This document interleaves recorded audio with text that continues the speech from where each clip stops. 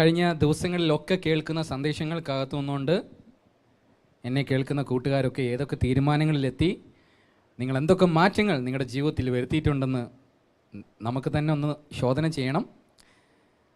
അങ്ങനെ മാറ്റങ്ങൾ ഉണ്ടാകട്ടെ എന്ന് ആഗ്രഹിക്കുകയും പ്രാർത്ഥിക്കുകയും ചെയ്യുന്നു.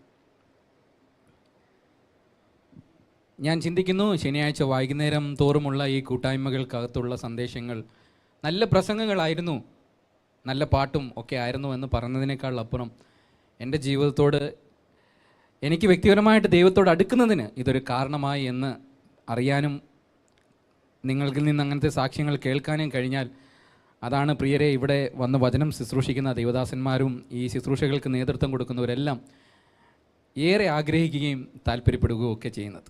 അതിന് ഇടയാകട്ടെ, അതിനുള്ള മുഖാന്തരങ്ങളാകട്ടെ ഈ മീഡിയയിലൂടെയുള്ള ഇത്തരത്തിലുള്ള വചന കേൾവി എന്ന് ഒരിക്കൽ കൂടെ ഞാൻ ആഗ്രഹിക്കണം. ഒരിക്കൽ കൂടെ എൽഷദായ് മീഡിയയിലൂടെ ഞങ്ങളെ ശ്രദ്ധിക്കുന്ന എല്ലാ കൂട്ടുകാർക്കും സന്ധ്യാവന്ദനങ്ങളെയും ഈ രാത്രിയിലെ ദൈവവചന കേൾവിയിലേക്ക് നിങ്ങളെ സ്വാഗതം ചെയ്യുകയും ചെയ്യുന്നു.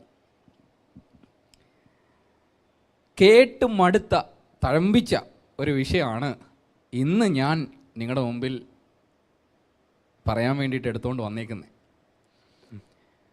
പ്രത്യേകിച്ച് ഞാൻ ഈ സംസാരിക്കുന്ന വിഷയത്തോട് ഇച്ചിരി താല്പര്യമുള്ളതുകൊണ്ടാണ് ഇന്നത്തെ ഈ യോഗവും ലൈവായിട്ട് നിങ്ങൾ കേട്ടുകൊണ്ടിരിക്കുന്നത്. അത്രയും കേട്ട് തഴമ്പിച്ച് പഴക്കമുള്ള ഒരു സന്ദേശം, അതെന്തുവാ? മറ്റൊന്നല്ല, ഇന്ന് രാത്രി നമ്മൾ ചിന്തിക്കാൻ വന്ന പ്രാർത്ഥനയെ പറ്റിയിട്ടാണ്. പ്രാർത്ഥന നമ്മുടെ യോഗങ്ങളുടെ ഏറ്റവും പ്രധാനപ്പെട്ട ഒരു കാര്യമാണ് പ്രാർത്ഥന, അല്ലേ? പ്രാർത്ഥിക്കാൻ വേണ്ടിയിട്ട് തന്നെയാണല്ലോ നമ്മൾ കൂടുന്നതും. ദൈവവചനം ഉണ്ടെങ്കിലും ആരാധന ഉണ്ടെങ്കിലും ഏറ്റവും അധികം സമയം നാം പ്രാർത്ഥനയ്ക്കായിട്ട് ചെലവഴിക്കുന്നവരാണ്. അപ്പം പ്രാർത്ഥനയ്ക്ക് വളരെ വളരെ വളരെ ഏറെ പ്രാധാന്യമുണ്ട്. ഈ രാത്രി പ്രാർത്ഥനയെ പറ്റിയിട്ട് നിങ്ങളുടെ മനസ്സിലിരിക്കുന്ന ചിന്താഗതികൾക്കപ്പുറമായിട്ട് ദൈവത്തിൻ്റെ പരിശുദ്ധാത്മാവ് പുതിയ ചിന്തകളും പുതിയ കാഴ്ചപ്പാടുകളും പുതിയ വീക്ഷണങ്ങളും പ്രാർത്ഥനയെപ്പറ്റി നിങ്ങൾക്ക് തരട്ടെ എന്ന് ഞാനും ആത്മാവിൽ ആഗ്രഹിക്കുകയും താല്പര്യപ്പെടുകയും ചെയ്യുകയാണ്. ഇന്നത്തെ ചിന്തയ്ക്ക് ആധാരമായിട്ട് നമ്മൾ വായിക്കുന്ന വാക്യം ലൂക്കോസിൻ്റെ സുവിശേഷം 21 അധ്യായം അതിൻ്റെ 36 വാക്യമാണ്. ലൂക്കോസിൻ്റെ സുവിശേഷം 21 അധ്യായം 36 വാക്യം. ആകയാൽ ഈ സംഭവിപ്പാനുള്ള എല്ലാറ്റിനും ഒഴിഞ്ഞു പോകുവാനും മനുഷ്യപുത്രൻ്റെ മുമ്പിൽ നിൽക്കുവാനും നിങ്ങൾ പ്രാപ്തരാകേണ്ടതിന് സദാകാലവും ഉണർന്നും പ്രാർത്ഥിച്ചും കൊണ്ട് ഇരിപ്പീൻ. നമ്മുടെ ഭാവി ജീവിതത്തിൽ ഏറ്റവും വലിയ പ്രത്യാശ നമ്മളെ സംബന്ധിച്ചിടത്തോളം നിത്യതയാണ്. നിത്യത കൂടാതെ നിത്യതയിൽ പ്രത്യാശ വയ്ക്കാത്ത ക്രിസ്ത്യാനികളാണോ എന്ന് തന്നെ സംശയിക്കണം. അതുകൊണ്ടാണ് ലേഖനങ്ങളിലൊക്കെ നമ്മൾ വായിച്ച് മനസ്സിലാക്കുന്ന ഈ തലമുറയിൽ മാത്രം, അല്ലെങ്കിൽ ഈ ആയുസ്സിൽ മാത്രം യേശുവിൽ പ്രത്യാശ വെച്ചിട്ടാണോ ജീവിക്കുന്നത്? അങ്ങനെയാണെങ്കിൽ നമുക്ക് നമ്മുടെ ആത്മീയ ജീവിതത്തിന് ഈ പറയുന്ന പോലത്തെ ഗൗരവമൊന്നും കൊടുക്കണമെന്നില്ല. പക്ഷെ ഇവിടെ പറയുക, വലിയ ലോക സംഭവങ്ങളും നമുക്ക് പിടിച്ചു നിൽക്കാൻ കഴിയാത്ത പോലെ പ്രതിസന്ധികളും ഒക്കെ നമുക്കുണ്ടാകും എന്നറിഞ്ഞിട്ട് യേശു കർത്താവ് നമ്മളോട് പറഞ്ഞ് നമ്മളെ ആശ്വസിപ്പിക്കുന്നൊരു കാര്യമാണ്, ഇതൊക്കെ സംഭവിക്കും.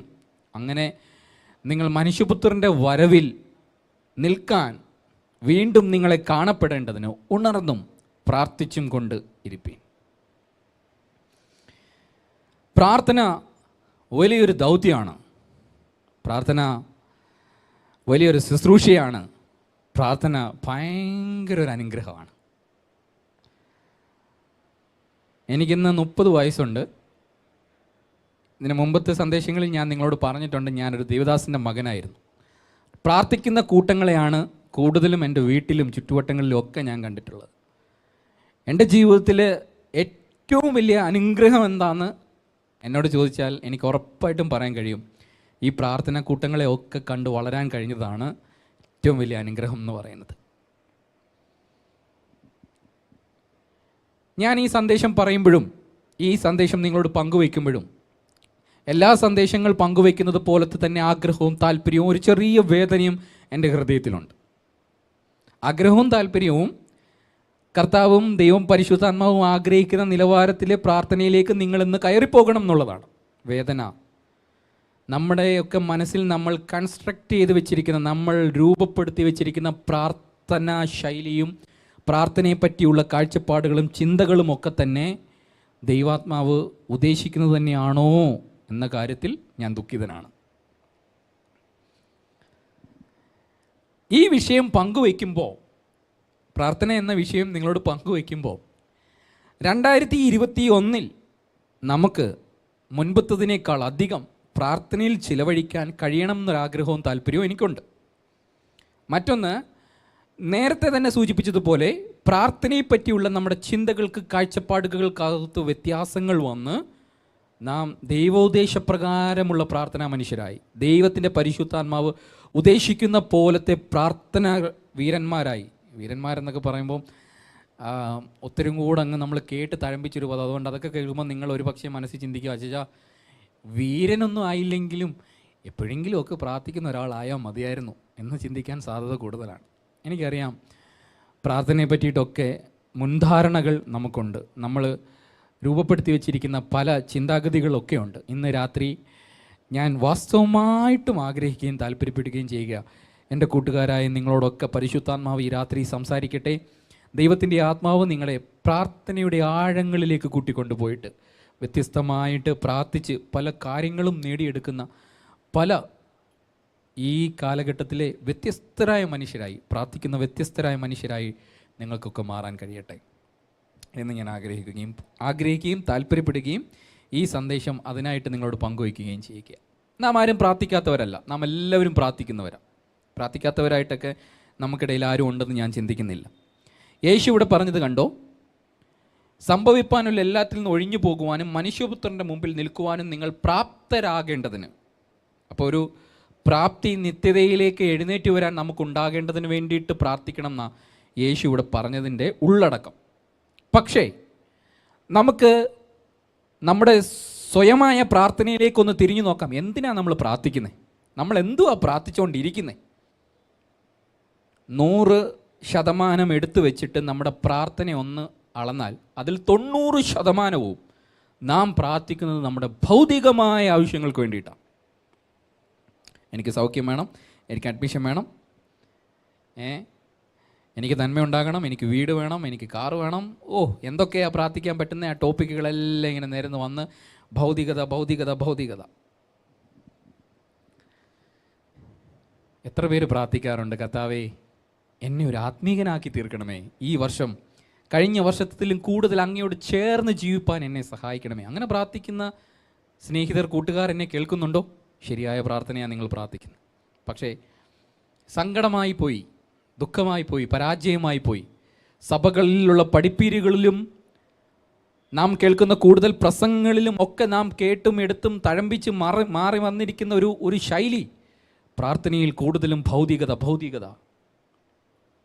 2020 നിന്നും 2021 കാലുകുത്തിയ സഭ ഏറ്റവും അധികം പ്രാർത്ഥിക്കുന്നത് ആത്മാക്കളുടെ രക്ഷ കാണാനാണോ? ഞാനിതൊക്കെ ഇങ്ങനെയാണോ എന്ന് ചോദ്യം ചോദിക്കുന്നത് നമ്മളൊന്ന് ചോദിക്കുക, എന്നിട്ട് ഉത്തരം കണ്ടെത്തുക. അങ്ങനെയാണോ സഭയെ?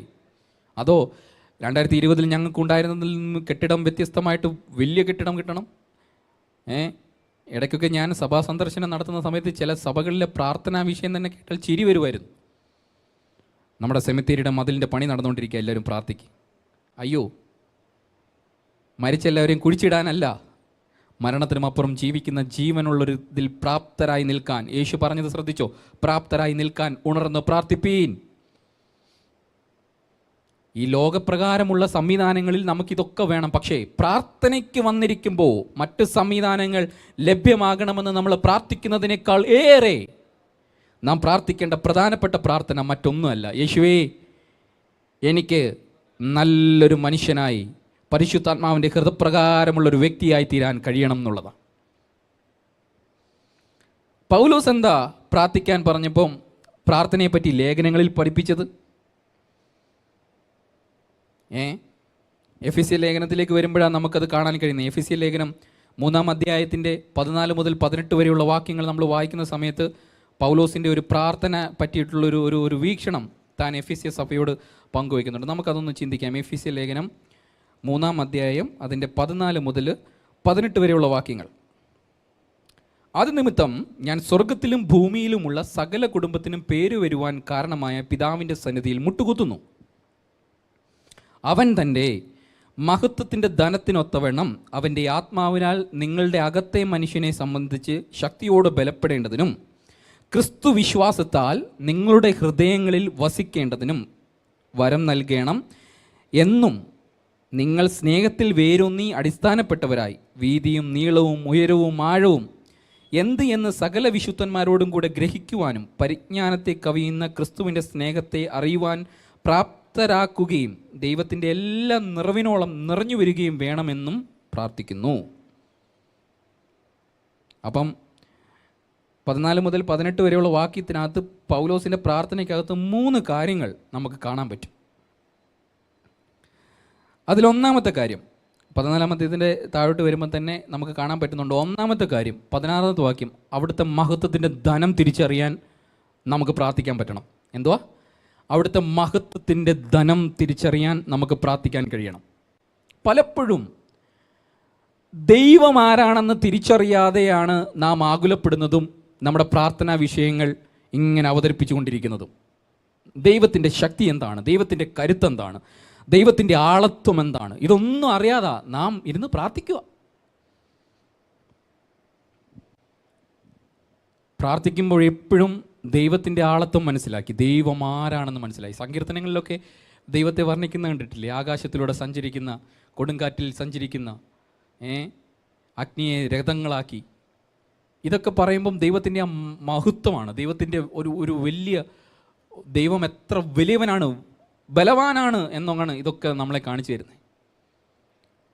അപ്പം ദൈവത്തിൻ്റെ മഹത്വത്തിൻ്റെ ധനം കാണാൻ നമ്മുടെ കണ്ണ് തുറക്കണമേ എന്ന് പൗലോസ് പ്രാർത്ഥിക്കുന്നതിൻ്റെ കാരണം, ഇവിടെ ഇരുന്ന് അയ്യോ കിട്ടുന്നില്ലേ, അയ്യോ എനിക്കില്ലേ, ഇങ്ങനെ പറഞ്ഞുകൊണ്ടിരിക്കുന്ന നമ്മളിത് ആവർത്തിച്ചുകൊണ്ടിരിക്കും തോറും ദൈവമഹത്വം കാണുന്നില്ല.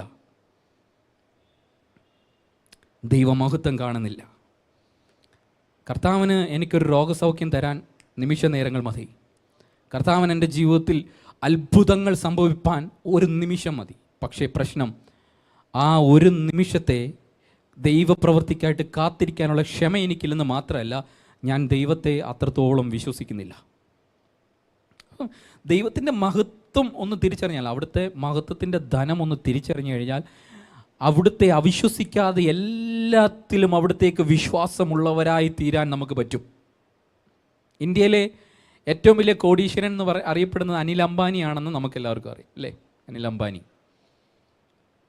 ഒരു സുപ്രഭാതത്തിൽ നിങ്ങൾ രാവിലെ കണ്ണും തിരുമ്മി നിങ്ങളുടെ വീടിന് മുമ്പിലേക്ക് വരുമ്പോൾ കതവ് തുറക്കുമ്പോൾ നിങ്ങൾ കാണുന്നത് അനിൽ അംബാനിയും അദ്ദേഹത്തിൻ്റെ സർവ്വസന്നാഹങ്ങളും വാഹനങ്ങളോടും കൂടെ നിങ്ങളുടെ വീടിൻ്റെ മുറ്റത്ത് വന്നിട്ട് നിങ്ങളുടെ വീട്ടിൽ വന്ന് നിങ്ങളെ കണ്ട് കൈ തന്നിട്ട് പറയുകയാണ്, ഇനിയും മുമ്പോട്ടുള്ള നിങ്ങളുടെ ജീവിതത്തിൻ്റെ മുഴുവൻ ചെലവുകളും നിങ്ങളുടെ ജീവിതത്തിൻ്റെ എല്ലാ ആവശ്യങ്ങളും ഞാൻ നോക്കിക്കൊള്ളാം എന്ന് പറഞ്ഞാൽ, നിങ്ങൾ തിരിച്ച് അദ്ദേഹം പോയി കഴിയുമ്പോൾ വാതിലടച്ച് പിന്നെയും അയ്യോ ഞാൻ എങ്ങനെ ആയിരിക്കും ജീവിക്കുന്നത്, എനിക്ക് ആരുണ്ട് തരാൻ എന്ന് പറഞ്ഞിട്ട് പിന്നെ ഇരിക്കുമോ? കാരണം നമുക്കറിയാൻ പറ്റുന്ന ഒരു പ്രധാനപ്പെട്ട കാര്യമുണ്ട്. ആ കാര്യം മറ്റൊന്നുമല്ല, ആരാണ് നമ്മളെ സംരക്ഷിച്ചോളാം, നമുക്കിനി തൊട്ട് വേണ്ടതൊക്കെ തന്നോളാം എന്ന് പറഞ്ഞിട്ട് പോയത് എന്നൊരു ഉറപ്പ് നമുക്കുണ്ട്. അപ്പോൾ ആ ഉറപ്പിൻ്റെ പുറത്ത് നമ്മുടെ എല്ലാ ആകുലതകളും മാറി. നമ്മൾ അന്നേരം ഫോൺ എടുത്ത് ബാക്കി കൂട്ടുകാരെയൊക്കെ വിളിച്ച് വേണമെങ്കിൽ പാർട്ടിയും കാര്യങ്ങളും എല്ലാം, അന്ന് വരെ ചിലവ് ചെയ്യാത്തവൻ ചിലവ് ചെയ്യുമ്പോൾ എല്ലാവർക്കും അത്ഭുതമാണ്. ഈ ലോകപ്രകാരം ഒരു മനുഷ്യൻ തരുന്ന വാക്കിന് അദ്ദേഹത്തിൻ്റെ ധനത്തെ അളന്നിട്ട് നിങ്ങൾക്ക് ഇത്രയും ധൈര്യവും ഇത്രയും കോൺഫിഡൻസും ഇത്രയും കാര്യങ്ങളൊക്കെ ഈ ലോകത്ത് പ്രാപിക്കാമെങ്കിൽ, എന്നെ കേൾക്കുന്ന കൂട്ടുകാരെ, ഈ ലോക ചരാചരങ്ങളെ മുഴുവൻ ഇന്ന് തൻ്റെ വാക്കിനാൽ ചലിപ്പിച്ച് നിർത്തിയിരിക്കുന്ന സർവശക്തനായ ദൈവത്തിൻ്റെ ധനത്തിൻ്റെ മഹത്വം എന്തുവായിരിക്കാം എന്നെപ്പോഴെങ്കിലും ഒന്ന് ചിന്തിച്ച് നോക്കിയിട്ട് സ്വയം മനസ്സിലാക്കുക. എന്നെ സംരക്ഷിക്കുന്നത് ലോകപ്രകാരം ഗവൺമെൻറ്റുകളൊക്കെ ഉണ്ടെങ്കിലും എനിക്ക് അതിന് മീതെ ഒരു ഗവൺമെൻറ് ഉണ്ട്. എന്നെ സംരക്ഷിക്കുന്നതും എന്നെ വഴി നടത്തുന്നതും ആ ഗവൺമെൻറ്റാണ്. അപ്പം ദൈവത്തിൻ്റെ മഹത്വത്തിൻ്റെ ധനം നിങ്ങൾ കണ്ണു തുറന്ന് കാണാൻ പൗലോസ് പ്രാർത്ഥിക്കുകയാണ്. ഓക്കെ, അടുത്തതായിട്ട് അവിടെ താൻ പ്രാർത്ഥിക്കുന്ന കാര്യം, നിങ്ങൾ അകത്തെ മനുഷ്യനെ സംബന്ധിച്ച് ശക്തിയോടെ ബലപ്പെടണം. ഇതിന് മുമ്പത്തെ ഒരു എപ്പിസോഡിൽ നമ്മുടെ ആത്മീക മനുഷ്യനെ പറ്റിയിട്ട് നമ്മൾ ഒരുമിച്ച് ചിന്തിച്ചായിരുന്നു. നിങ്ങളെല്ലാം ആ സന്ദേശം കേൾക്കുകയും അത് നിങ്ങളുടെ ഓർമ്മയിൽ ഇരിക്കുകയും ചെയ്യുന്നു എന്ന് ഞാൻ വിശ്വസിക്കുന്നു. അപ്പോൾ പൗലോസ് രണ്ടാമത് പറയുന്ന കാര്യം, നിങ്ങൾ പ്രാർത്ഥിക്കുമ്പോൾ നിങ്ങളുടെ അകത്തൊരു മനുഷ്യനുണ്ട്, ആത്മീക മനുഷ്യൻ എന്നാണ് നമ്മൾ അന്ന് ചിന്തിച്ചേ. ആ ആത്മീക മനുഷ്യൻ ശക്തിയോടെ ബലപ്പെട്ടു വരേണം, അതിനിടയാകണം, അതിനൊരു സാഹചര്യം ഉണ്ടാകണമെന്ന് പ്രാർത്ഥിക്കണം. പൗലോസിനെ സംബന്ധിച്ചിടത്തോളം ധനികനായിരുന്ന ഈ മനുഷ്യൻ യേശുവിനെ അറിഞ്ഞ ശേഷം തനിക്കുണ്ടായിരുന്നതെല്ലാം ഛേദമെന്നെണ്ണിന്ന് മാത്രമല്ല, താൻ പിന്നീട് ഓരോ വട്ടം ശ്രമിച്ചുകൊണ്ടിരിക്കുന്നത് മുഴുവൻ താൻ അറിഞ്ഞ സത്യത്തിന് ഭയങ്കരമായിട്ടുള്ള വില കൊടുക്കാനായിരുന്നു. യേശുവിനെ അറിഞ്ഞിറങ്ങുന്ന നാം ഒക്കെ നമ്മുടെ ഭൗതികതകളൊക്കെ നോക്കിയിട്ട് താരതമ്യം ചെയ്യുകയാണ്. ചോർന്നൊലിക്കുന്ന വീട്ടിൽ കിടന്നിരുന്ന ഞാൻ യേശുവിനെ അറിഞ്ഞു, ഇന്നും എൻ്റെ വീടിന് വ്യത്യാസമൊന്നും വന്നിട്ടില്ല. എവിടെ യേശു? നിങ്ങളുടെ വീടിന് വ്യത്യാസം വന്നില്ലെങ്കിലും നിങ്ങളുടെ അകത്ത് വളരുന്ന, അകത്ത് ബലപ്പെടുന്ന ഒരു മനുഷ്യൻ ശക്തിയോടെ ബലപ്പെട്ട് വന്നെങ്കിൽ അത് കണ്ടാലും നിങ്ങളുടെ ഹൃദയം ക്ഷീണിക്കത്തില്ല, ക്ഷയിക്കത്തില്ല. ഞാൻ മുമ്പോട്ട് വരുമ്പം പ്രാർത്ഥനയിലെ ദൈവഹിതത്തെ പറ്റിയിട്ട് സംസാരിക്കുന്ന സമയത്ത് നിങ്ങൾക്ക് ഈ വിഷയം കൂടുതലായിട്ട് മനസ്സിലാകും. അപ്പോൾ അകത്തെ മനുഷ്യൻ നാൾക്കുനാൾ ബലം പ്രാപിക്കേണ്ടതിന് പ്രാർത്ഥിക്കുന്നൊരു പൗലോസ് ഇന്നത്തെ സഭയ്ക്ക് ഒരു വെല്ലുവിളിയാണ്, ഒരു മാതൃകയാണ്. ഇന്നത്തെ സഭയിൽ എത്ര പേർ ഈ ഒരു പ്രാർത്ഥനാ വിഷയം പ്രാധാന്യം കൊടുത്ത് പ്രാർത്ഥിക്കുന്നുണ്ടെന്ന് എനിക്കറിയത്തില്ല. എൻ്റെ അകത്തെ മനുഷ്യൻ ദൈവത്തോട് ചേർന്നിരുന്ന്, അതുകൊണ്ടാണ് യേശു അവിടെ പറഞ്ഞത് അവസാനത്തോളം പിടിച്ചു നിൽക്കാൻ കഴിയേണ്ടതിന് നിങ്ങൾ ഉണർന്നിരുന്ന് പ്രാർത്ഥിക്കാൻ. ഇതൊക്കെ മനസ്സിലാക്കി പൗലോസ് കൃത്യമായിട്ട് ആ കാര്യം ചെയ്തിട്ട് എഫെസ്യ സഭയെ പ്രബോധിപ്പിച്ചപ്പം താൻ പ്രബോധിപ്പിക്കുകയാണ്. എന്തുവാ? നിങ്ങളുടെ അകത്തെ മനുഷ്യൻ ബലപ്പെടാൻ പ്രാർത്ഥിക്കണം. അപ്പോൾ ഒന്ന്, ദൈവത്തിൻ്റെ മഹത്വത്തിൻ്റെ ധനം കാണാൻ നമ്മുടെ കണ്ണ് തുറക്കാൻ പ്രാർത്ഥിക്കണം. രണ്ട്, എൻ്റെ അകത്തെ മനുഷ്യൻ ബലപ്പെടാൻ ഞാൻ പ്രാർത്ഥിക്കണം. മൂന്നാമത് പൗലോസ് അവിടെ പറയുകയാണ്, ക്രിസ്തു വിശ്വാസത്താൽ നിങ്ങളുടെ ഹൃദയങ്ങളിൽ വസിക്കേണ്ടതിന് വരം നൽകണമെന്നും നിങ്ങൾ സ്നേഹത്തിൽ വേരുന്നി അടിസ്ഥാനപ്പെട്ടവരായി വീതിയും നീളവും ഉയരവും ആഴവും എന്ത് എന്ന് സകല വിശുദ്ധന്മാരോടും കൂടെ ഗ്രഹിക്കുവാനും പരിജ്ഞാനത്തെ കവിയുന്ന ക്രിസ്തുവിൻ്റെ സ്നേഹത്തെ അറിയുവാൻ പ്രാപ്തരാകാൻ. ഞാൻ അതിനകത്തുനിന്ന് മനസ്സിലാക്കുന്നത് ഒരു ദൈവിക പരിജ്ഞാനം. ജ്ഞാനം വേറെ, പരിജ്ഞാനം വേറെ, രണ്ടും വ്യത്യസ്തമുണ്ട് കേട്ടോ, വ്യത്യാസമുണ്ട്. ജ്ഞാനം കിട്ടുന്നതും പരിജ്ഞാനപ്രകാരം പെരുമാറുന്നതും തമ്മിൽ വ്യത്യാസമുണ്ട്. അതുകൊണ്ടാണ് ദൈവദാസന്മാർ തങ്ങളുടെ സഭയിലെ വിശ്വാസ സഹോദരങ്ങളോട് എപ്പോഴും പറയുന്നത് പരിജ്ഞാനത്തോടെ പെരുമാറണേ, പരിജ്ഞാനത്തോട് പെരുമാറണേ എന്ന്. ഒരു പൊതു സദസ്സിൽ പോയിട്ട് എങ്ങനെ സംസാരിക്കണം, എന്ത് സംസാരിക്കണം എന്നൊക്കെ അറിവുണ്ട്, അതെല്ലാവർക്കും ഉണ്ട്, അത് ജ്ഞാനമാണ്. പക്ഷേ അവിടെ അങ്ങനെ സഹകരിക്കുമ്പോഴും സംസാരിക്കുമ്പോഴും ഞാൻ എന്താണ് ഇടപെട്ടുകൊണ്ടിരിക്കുന്നത്, ഞാൻ എന്താണ് ഡീൽ ചെയ്തുകൊണ്ടിരിക്കുന്നത് വ്യക്തമായിട്ട് ഹൃദയത്തിൽ നിന്ന് കണക്ഷൻ കിട്ടി അതുപോലെ ചെയ്യുന്ന പരിശുദ്ധാത്മാവിലിരിക്കുന്ന ആൾക്കാർ ചെയ്യുന്നതിനാണ് പരിജ്ഞാനം എന്ന് പറയുന്നത്. ഞാൻ ഇത്രയൊക്കെ പറഞ്ഞപ്പം ചിലപ്പം നിങ്ങളിങ്ങനെ ഓർക്കുമായിരിക്കും, ഇത് എന്തോ ഈ പറഞ്ഞു വരുന്നേ, ഇത്രയേ ഉള്ളൂ. എൻ്റെ കയ്യിലിരിക്കുന്ന ഈ പാട്ട് പുസ്തകത്തിലെ പിന്നെ ആകരാതി എടുത്തു വെച്ചാൽ അതിനകത്തെ എല്ലാ പാട്ടുകളും എനിക്കറിയാം. ആ തുടങ്ങി ഇങ്ങ് ആ ഈ ഇതിനകത്തെ എല്ലാ പാട്ടുകളും എനിക്കറിയാം. അതൊരു വലിയ കാര്യമല്ല, അത് ജ്ഞാനമാണ്. ഇതിനകത്ത് എഴുതി വെച്ചിരിക്കുന്ന പാട്ടുകളെല്ലാം എനിക്ക് അറിയുന്നെന്ന് പറയുന്ന ഒരു ജ്ഞാനമാണ്. പരിജ്ഞാനം എന്താണ്? ഏത് പാട്ട് ഏത് സാഹചര്യത്തിൽ എപ്പോൾ പാടണം എന്നതാണ് പരിജ്ഞാനം. കേട്ടോ? ഇത് തമ്മിലുള്ള വ്യത്യാസം മനസ്സിലായോ? ഇത് ഒരു പ്രഭാഷകൻ തൻ്റെ പ്രഭാഷണത്തിൽ ഉച്ചരിക്കുന്നത് ഞാൻ കേട്ടത് ഒന്ന് കടമെടുത്തുന്നേ ഉള്ളൂ. ഇത് ഉദാഹരണം. ഈ സഭയിലെ ഏതെങ്കിലും മാതാപിതാക്കൾ തങ്ങളുടെ കുഞ്ഞിനെ പ്രതിഷ്ഠിക്കാൻ നമ്മുടെ ദേവദാസിൻ്റെ അടുക്കിലേക്ക് കടന്നു വരുന്ന സമയത്ത് ആ ദേവദാസിൻ്റെ കയ്യിൽ ആ കുഞ്ഞിനെ കൊടുത്തിട്ട് ആ പ്രതിഷ്ഠിക്കുന്ന സമയത്ത് ഇവിടുത്തെ സഹോദരങ്ങൾ ആരെങ്കിലും, ഇമ്മാനുവലോ ആരെങ്കിലും ദുഃഖത്തിൻ്റെ പാനമാത്രം എന്ന് തുടങ്ങുന്ന പാട്ട് പാടിയാൽ ആകെ പ്രശ്നമാകും. കാരണം പാട്ട് നല്ലതാണ്, ഇമ്മാനുവലിന് അത് നന്നായിട്ട് പാടാനും അവതരിപ്പിക്കാനും അറിയാം എന്നുള്ളത് നല്ല കാര്യമാണ്. പക്ഷേ ആ പാട്ട് പാടേണ്ട സാഹചര്യം അതല്ല. അപ്പോൾ ജ്ഞാനമുണ്ടായിരുന്നു, പാട്ടറിയാം, എപ്പോൾ പാടണമെന്നറിയാത്ത പോയി. അതാണ് പരിജ്ഞാനം. അപ്പോൾ ഇവിടെ പറഞ്ഞിരിക്കുന്ന കുറേ കാര്യങ്ങളുണ്ട്. ദൈവസ്നേഹത്തിൻ്റെ വീതിയും നീളവും, ഇവിടെ പറഞ്ഞിരിക്കുന്ന എത്രയോ കാര്യങ്ങൾ, ഉയരവും, പിന്നെ ഇതിനകത്തൊക്കെ വരുന്ന പരിജ്ഞാനം നാം ഗ്രഹിക്കേണ്ട. അതിനായിട്ട് പ്രാർത്ഥിക്കണം. അയ്യോ, പൗലോസ് പറയുന്ന ഈ 3 കാര്യങ്ങളും നമ്മൾ പ്രാർത്ഥിച്ചുകൊണ്ടിരിക്കുന്ന കുറേ കാര്യങ്ങളും തമ്മിൽ വല്ല ചേർച്ചയുണ്ടോ? പൗലോസ് പറയുന്നത് എന്തൊക്കെയാ? നമുക്ക് ദൈവത്തിൻ്റെ മഹത്വത്തിൻ്റെ ധനം കാണാൻ വേണ്ടി പ്രാർത്ഥിക്കണം. ഇവിടെ നമ്മുടെ ധനം തന്നെ കണ്ടിട്ട് കൊതിയാ തീരുന്നുമില്ല, അത് കാണാനേ നേരമുള്ളൂ. അപ്പോഴതിനും ദൈവത്തിൻ്റെ മഹത്വത്തിൻ്റെ ധനം പോട്ടെ. രണ്ടാമത്തെ കാര്യം എന്നാ? രണ്ടാമത്തെ കാര്യം പൗലോസ് പറയുകയാ, എന്തോ അവിടെ പറഞ്ഞിരുന്നേ, നമുക്ക് പരിജ്ഞാനം ഉണ്ടാകാൻ. പരിജ്ഞാനം ഉണ്ടാകണമെന്ന് മുമ്പ് ഞാനൊരു കാര്യം പറഞ്ഞായിരുന്നല്ലോ, അകത്തെ മനുഷ്യൻ ബലപ്പെടാൻ. ഞാൻ വിട്ടുപോയി. അകത്തെ മനുഷ്യൻ ബലപ്പെടാൻ പ്രാർത്ഥിക്കണം. ഇന്ന് വരെ ചെയ്യാത്തൊരു കാര്യമാണ് ആയിരിക്കാം, ചിലപ്പോൾ ചെയ്യുന്നുണ്ടായിരിക്കാം. ഞാനങ്ങനെ മുൻവിധിക്കുന്നില്ല, പക്ഷേ ചെയ്യുന്നില്ലെങ്കിൽ ചെയ്യണം. മൂന്നാമത്തെ കാര്യം എന്താ പറഞ്ഞത്? പരിജ്ഞാനം ലഭിക്കാൻ. അപ്പം 3 കാര്യങ്ങൾ പൗലോസ് പറയുന്നത് പ്രാർത്ഥിക്കണം എന്നൊക്കെ പറയുമ്പോൾ ചിലർ ആദ്യമായിട്ടൊക്കെ കേൾക്കുന്ന പോലെ ആയിരിക്കും, പക്ഷേ ഇതാണ് പ്രാർത്ഥനയുടെ യഥാർത്ഥ വെളിപ്പാടെന്ന് പറയുന്നത്. ഇതാണ് പ്രാർത്ഥനയുടെ, ദൈവത്തിൻ്റെ വചനത്തിൻ്റെ അടിസ്ഥാനത്തിൽ പ്രാർത്ഥനയുടെ യഥാർത്ഥ ഉദ്ദേശം എന്ന് പറയുന്നത്. ഇതിന്ന് നമുക്ക് ലഭ്യമാകുന്നുണ്ടോ പ്രിയരെ?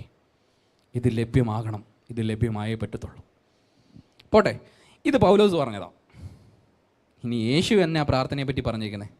യേശുവിന് എന്തുമായിരുന്നു പ്രാർത്ഥന? യേശുവിൻ്റെ പ്രാർത്ഥന നമ്മൾ കാണുന്ന മത്തായി സുവിശേഷം 6-ാം അധ്യായത്തിലാണ്. മത്തായി സുവിശേഷം 6-ാം അധ്യായം യേശു പ്രാർത്ഥനയെ പറ്റിയിട്ട് കുറേ കാര്യങ്ങൾ പറയുന്നുണ്ട്. അവിടെ യേശു കുറേ കാര്യങ്ങൾ പറയുന്നത് മുഴുവൻ നമ്മൾ വായിച്ചാൽ, 5-ാമത്തെ വാക്യം തുടങ്ങി ഇങ്ങോട്ട് വായിച്ചാൽ, നമ്മൾ ആ വാക്യങ്ങൾ ഓരോന്ന് വായിക്കുന്ന സമയത്ത് നമ്മൾ തന്നെ ചിന്തിക്കും, പ്രാർത്ഥനയെ പറ്റിയിട്ട് യേശു വിഭാവന ചെയ്തത് അതാണ്, പക്ഷേ നമ്മൾ കാണുന്നത് എന്തുവാ?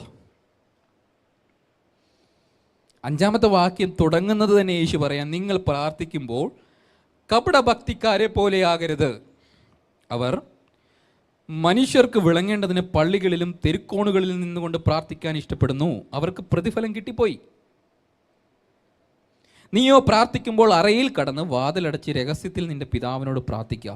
രഹസ്യത്തിൽ കാണുന്ന പിതാവ് നിനക്ക് പ്രതിഫലം തരും. അപ്പോൾ ഒന്നാമത്തെ കാര്യം, ചിലർക്ക് ചർച്ചയിൽ വരുമ്പോൾ മാത്രമേ പ്രാർത്ഥന അങ്ങോട്ട് വരത്തുള്ളൂ. ചർച്ചയിൽ വരുമ്പോൾ മാത്രം. ചർച്ചയിൽ വന്നു കഴിഞ്ഞാൽ പിന്നെ എന്തോ പ്രാർത്ഥനയാണെന്നറിയാമോ? ആ പ്രാർത്ഥന എന്നൊക്കെ പറഞ്ഞു കഴിഞ്ഞാൽ അടുത്തിരിക്കുന്നവരെല്ലാം അഭിഷേകത്താൽ നിറയ്ക്കുന്ന പ്രാർത്ഥനയാണ്. പക്ഷേ രഹസ്യ പ്രാർത്ഥന അതിനാ സാധനം. യേശു പറഞ്ഞു കേട്ടോ, ജാതികളെ പോലെ പള്ളികളിലും തെരുക്കോണുകളിലും മാത്രം പ്രാർത്ഥിക്കുന്നവരാകരുത് എന്ന് യേശു പറഞ്ഞപ്പോൾ ചർച്ചയിൽ വന്നാൽ മിണ്ടാതിരിക്കണം, പ്രാർത്ഥിക്കണ്ട എന്നാണോ? അല്ല. യേശു പറഞ്ഞത് അത് മാത്രമല്ല പ്രാർത്ഥന. നിങ്ങൾക്കൊരു മുറിയുണ്ടോ? പരിമിതമായ സൗകര്യങ്ങളോട് കൂടിയ മുറിയാണെങ്കിൽ ആ മുറിയിൽ ഒരു പായിടാൻ സ്ഥലമുണ്ടോ? അല്ലെങ്കിൽ നിങ്ങളുടെ കട്ടിൽ കിടക്കുന്നില്ലേ? കട്ടിലിൻ്റെ പുറത്തിരുന്നിട്ട് യേശുവെ എന്നൊന്ന് വിളിക്കാനും കുറച്ച് സമയം കർത്താവിനോട് നിങ്ങളുടെ ആകുലതകളും വേദനകളും ഒക്കെ പറയാൻ നിങ്ങൾക്ക് പറ്റുമോ? ഇത് ഭയങ്കര ഒരു കാര്യമാണ്. ഇന്ന് രാത്രി ഞാൻ ഉത്സാഹിപ്പിക്കുകയാണ്, നമുക്കൊരു രഹസ്യ പ്രാർത്ഥന ഉണ്ടായിരിക്കണം. നാം രഹസ്യത്തിൽ പ്രാർത്ഥിക്കുക. രഹസ്യമായ പ്രാർത്ഥന കരഞ്ഞും നിലവിളിയോടും കൂടിയതായിക്കോട്ടെ, ഒരു പ്രശ്നമില്ല. പക്ഷേ ഒറ്റ കാര്യമുള്ളൂ, നമുക്കൊരു രഹസ്യ പ്രാർത്ഥന വേണം. അടുത്ത യേശു പറയുക, പ്രാർത്ഥനയിൽ നിങ്ങൾ ജാതികളെ പോലെ ജൽപ്പനം ചെയ്യരുത്, അതിഭാഷണത്താൽ ഉത്തരം കിട്ടുമെന്നല്ലോ അവർക്ക് തോന്നുന്നത്. അവരോട് തുല്യരാകരുത്. എങ്ങനെ? ജൽപ്പനം, അതിഭാഷണം എന്നൊക്കെ പറഞ്ഞാൽ ചിലർക്ക് എവിടെ പ്രാർത്ഥിക്കാൻ പറഞ്ഞാലും ഒറ്റ പ്രാർത്ഥനയെ അറിയത്തുള്ളൂ, വേറൊരു പ്രാർത്ഥന അവർക്കറിയത്തില്ല. വേറൊരു പ്രാർത്ഥന അവർക്കറിയത്തില്ല. എവിടെ പ്രാർത്ഥിക്കാൻ പറഞ്ഞാലും ആ പ്രാർത്ഥന അതേ പദം, അതേ ട്യൂണ്, അതേ ശബ്ദം. എന്തോ യേശു പറഞ്ഞേ? അതിഭാഷണം. മലയാള പദത്തിൽ ഏതൊക്കെ കഠിന വാക്കുകളുണ്ടോ അതെല്ലാം പ്രാർത്ഥനയ്ക്കകത്ത് കൊണ്ടിട്ട് സങ്കടം എന്നാണെന്നറിയാമോ? ഇന്നത്തെ തലമുറയിലെ പല കുഞ്ഞുങ്ങളും എന്നോട് വ്യക്തിപരമായി പറഞ്ഞിട്ടുണ്ട്, ഞങ്ങൾക്ക് പ്രാർത്ഥിക്കാൻ അറിയത്തില്ല ചാച്ച. ഞാൻ ചോദിച്ചു, നിങ്ങൾക്ക് പ്രാർത്ഥിക്കാൻ അറിയത്തില്ലേ? വൈ? അയ്യോ, ഞങ്ങളുടെ ചർച്ചിലെ അങ്കിളുമാരും ആൻറ്റിമാരും ഒക്കെ പ്രാർത്ഥിക്കുന്ന കേട്ടാൽ അവരെന്നെ വാക്കുകളൊക്കെയാണ് പറയുന്നതെന്നറിയാം. ഭയങ്കര കട്ടിയുള്ള പദങ്ങളൊക്കെയാണ് പറയുന്നത്. തെറ്റായ ഒരു ധാരണ, തെറ്റായ ഒരു ചിത്രം വരുന്നൊരു തലമുറയ്ക്ക് കൈമാറ്റം ചെയ്തുകൊണ്ടിരിക്കുമ്പോൾ നിങ്ങളൊരു സത്യം മനസ്സിലാക്കുക. ഇനിയത്തെ തലമുറയിൽ ഇങ്ങനെ നമ്മൾ പ്രാർത്ഥിക്കാൻ ഉത്സാഹിപ്പിക്കുകയും പഠിപ്പിക്കുകയും ചെയ്താൽ പ്രാർത്ഥിക്കുന്നവരുടെ എണ്ണം വംശനാശം എന്നൊക്കെ പറയേണ്ടി വരും. കുറഞ്ഞുകൊണ്ടേയിരിക്കും.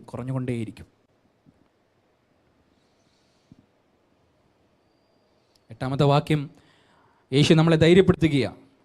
മത്തായി സുവിശേഷം 6-ാം അധ്യായം 8-ാമത്തെ വാക്യം, നിങ്ങൾക്ക് ആവശ്യമുള്ളത് ഇന്നതെന്ന് നിങ്ങൾ യാചിക്കുന്നതിന് മുമ്പ് നിങ്ങളുടെ പിതാവ് അറിയുന്നു. എന്നിട്ട് യേശു 9-ാമത്തെ വാക്യം തൊട്ട് പ്രാർത്ഥിക്കുന്നതിനൊരു മോഡൽ മുൻപിലേക്ക് വെക്കുകയാണ്. പ്രാർത്ഥിക്കുന്നതിന് ഒരു മോഡൽ മുൻപിലേക്ക് വെക്കുകയാണ്. എന്തോ അവിടെ തുടങ്ങുന്നത്? 9-ാമത്തെ വാക്യം തുടങ്ങുന്നത്.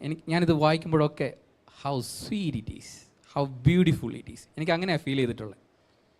നമുക്കൊരു ഫീലിങ്സ് ഉണ്ടാവുമല്ലോ ചില വാക്കുകൾ കാണുമ്പോൾ, ചില കാര്യങ്ങൾ കാണുമ്പോൾ. എനിക്കിത് ഭയങ്കര മനോഹരമായിട്ട് തോന്നി.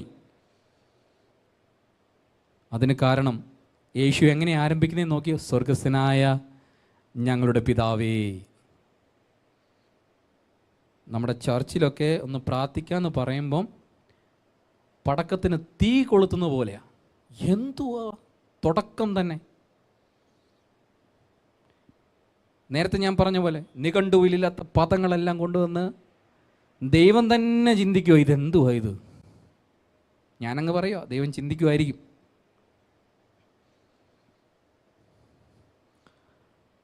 അടുത്തിരിക്കുന്ന ആൾ പേടിച്ചിരുന്നോണം. പല്ലാണോ തുപ്പലാണോ എന്തോ തെറിക്കാൻ പോകുന്നതെന്നൊന്നും അറിയാൻ പറ്റത്തില്ല. പക്ഷേ യേശു നമ്മളോട് പറയുകയാണ്, പ്രാർത്ഥിക്കുമ്പം മനസ്സിലാക്കിക്കോ, നിങ്ങൾ പ്രാർത്ഥിക്കുമ്പോൾ മറ്റ് ഒരു പദങ്ങളും എല്ലാവരെ പോലും വന്നില്ലെങ്കിലും സ്വർഗസ്ഥനായ ഞങ്ങളുടെ പിതാവേ നിന്ന് തുടങ്ങാൻ. ഈ രാത്രി എന്നെ കേൾക്കുന്ന യൗവനക്കാരായ സഹോദരങ്ങളെ, യേശു നമുക്ക് അഭേദ്യമുള്ളവനാണ്. യേശു നമുക്ക് നമ്മുടെ സ്നേഹനിധിയാണ്. യേശുവിനെ പോലെ നമുക്ക് ചെന്നിട്ട് വിളിക്കാൻ വേറൊരു നാമം, അതുപോലെ സ്വാതന്ത്ര്യം തരുന്നൊരു നാമം, അതുപോലെ നമ്മളെ ചേർത്ത് നിർത്തുന്നൊരു നാമം, നമ്മളെ ധൈര്യപ്പെടുത്തുന്നൊരു നാമം വേറെ ഇല്ല. അതുകൊണ്ട് ധൈര്യപ്പെടുക. ദൈവത്തിൻ്റെ സന്നിധിയോട് ചേർന്ന് നിന്നിട്ട് പറയുക, നിങ്ങൾക്കൊരു വാക്ക് പ്രിയ യേശുവേ എന്നൊന്ന് വിളിക്കാൻ പറ്റുമോ? വിളിച്ച് നിങ്ങളുടെ പ്രാർത്ഥന ആരംഭിക്കുക. അപ്പം വലിയ ഇൻട്രൊഡക്ഷനുകളൊന്നും പ്രാർത്ഥനയ്ക്ക് ആവശ്യമില്ലെന്ന് ഞാൻ പറഞ്ഞു വന്നതിൻ്റെ ഏറ്റവും, ഇനി ഇൻട്രൊഡക്ഷൻ കൊടുത്തേ പ്രാർത്ഥിക്കത്തുള്ളെങ്കിൽ അങ്ങനെ തന്നെ പ്രാർത്ഥിച്ചാൽ മതി. അത് തെറ്റാന്നല്ല ഞാൻ പറയുന്നത്. പക്ഷേ അങ്ങനെ പ്രാർത്ഥിച്ചാലേ ദൈവം കേൾക്കത്തുള്ളൂ എന്ന് വാശി പിടിക്കരുത്. അങ്ങനെ പ്രാർത്ഥിക്കാൻ കഴിവില്ലാത്തവർക്കും പ്രാർത്ഥിക്കണം.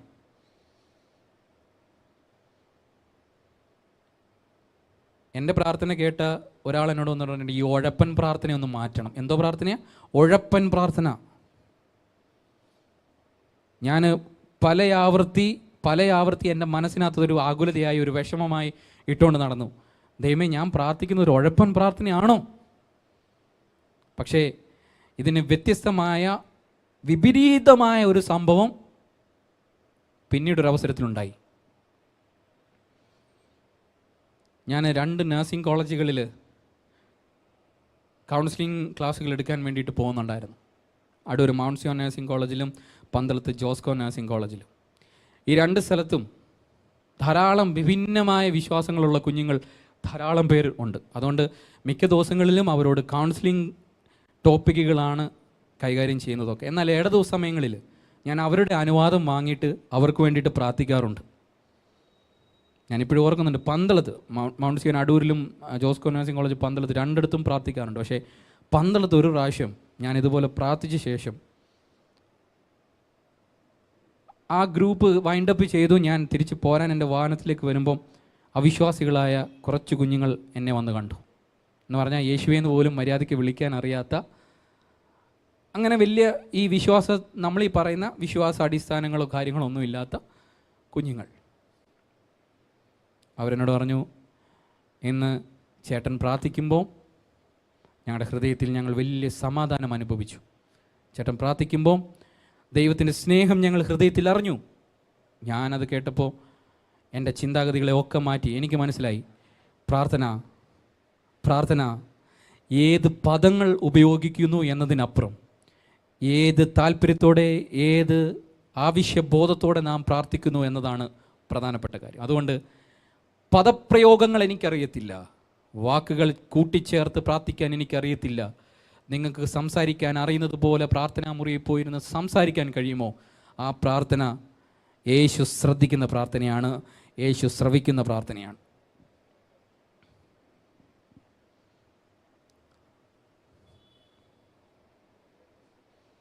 അടുത്തതായിട്ട് യേശു മുമ്പോട്ട് പറഞ്ഞു പോവുകയാണ്.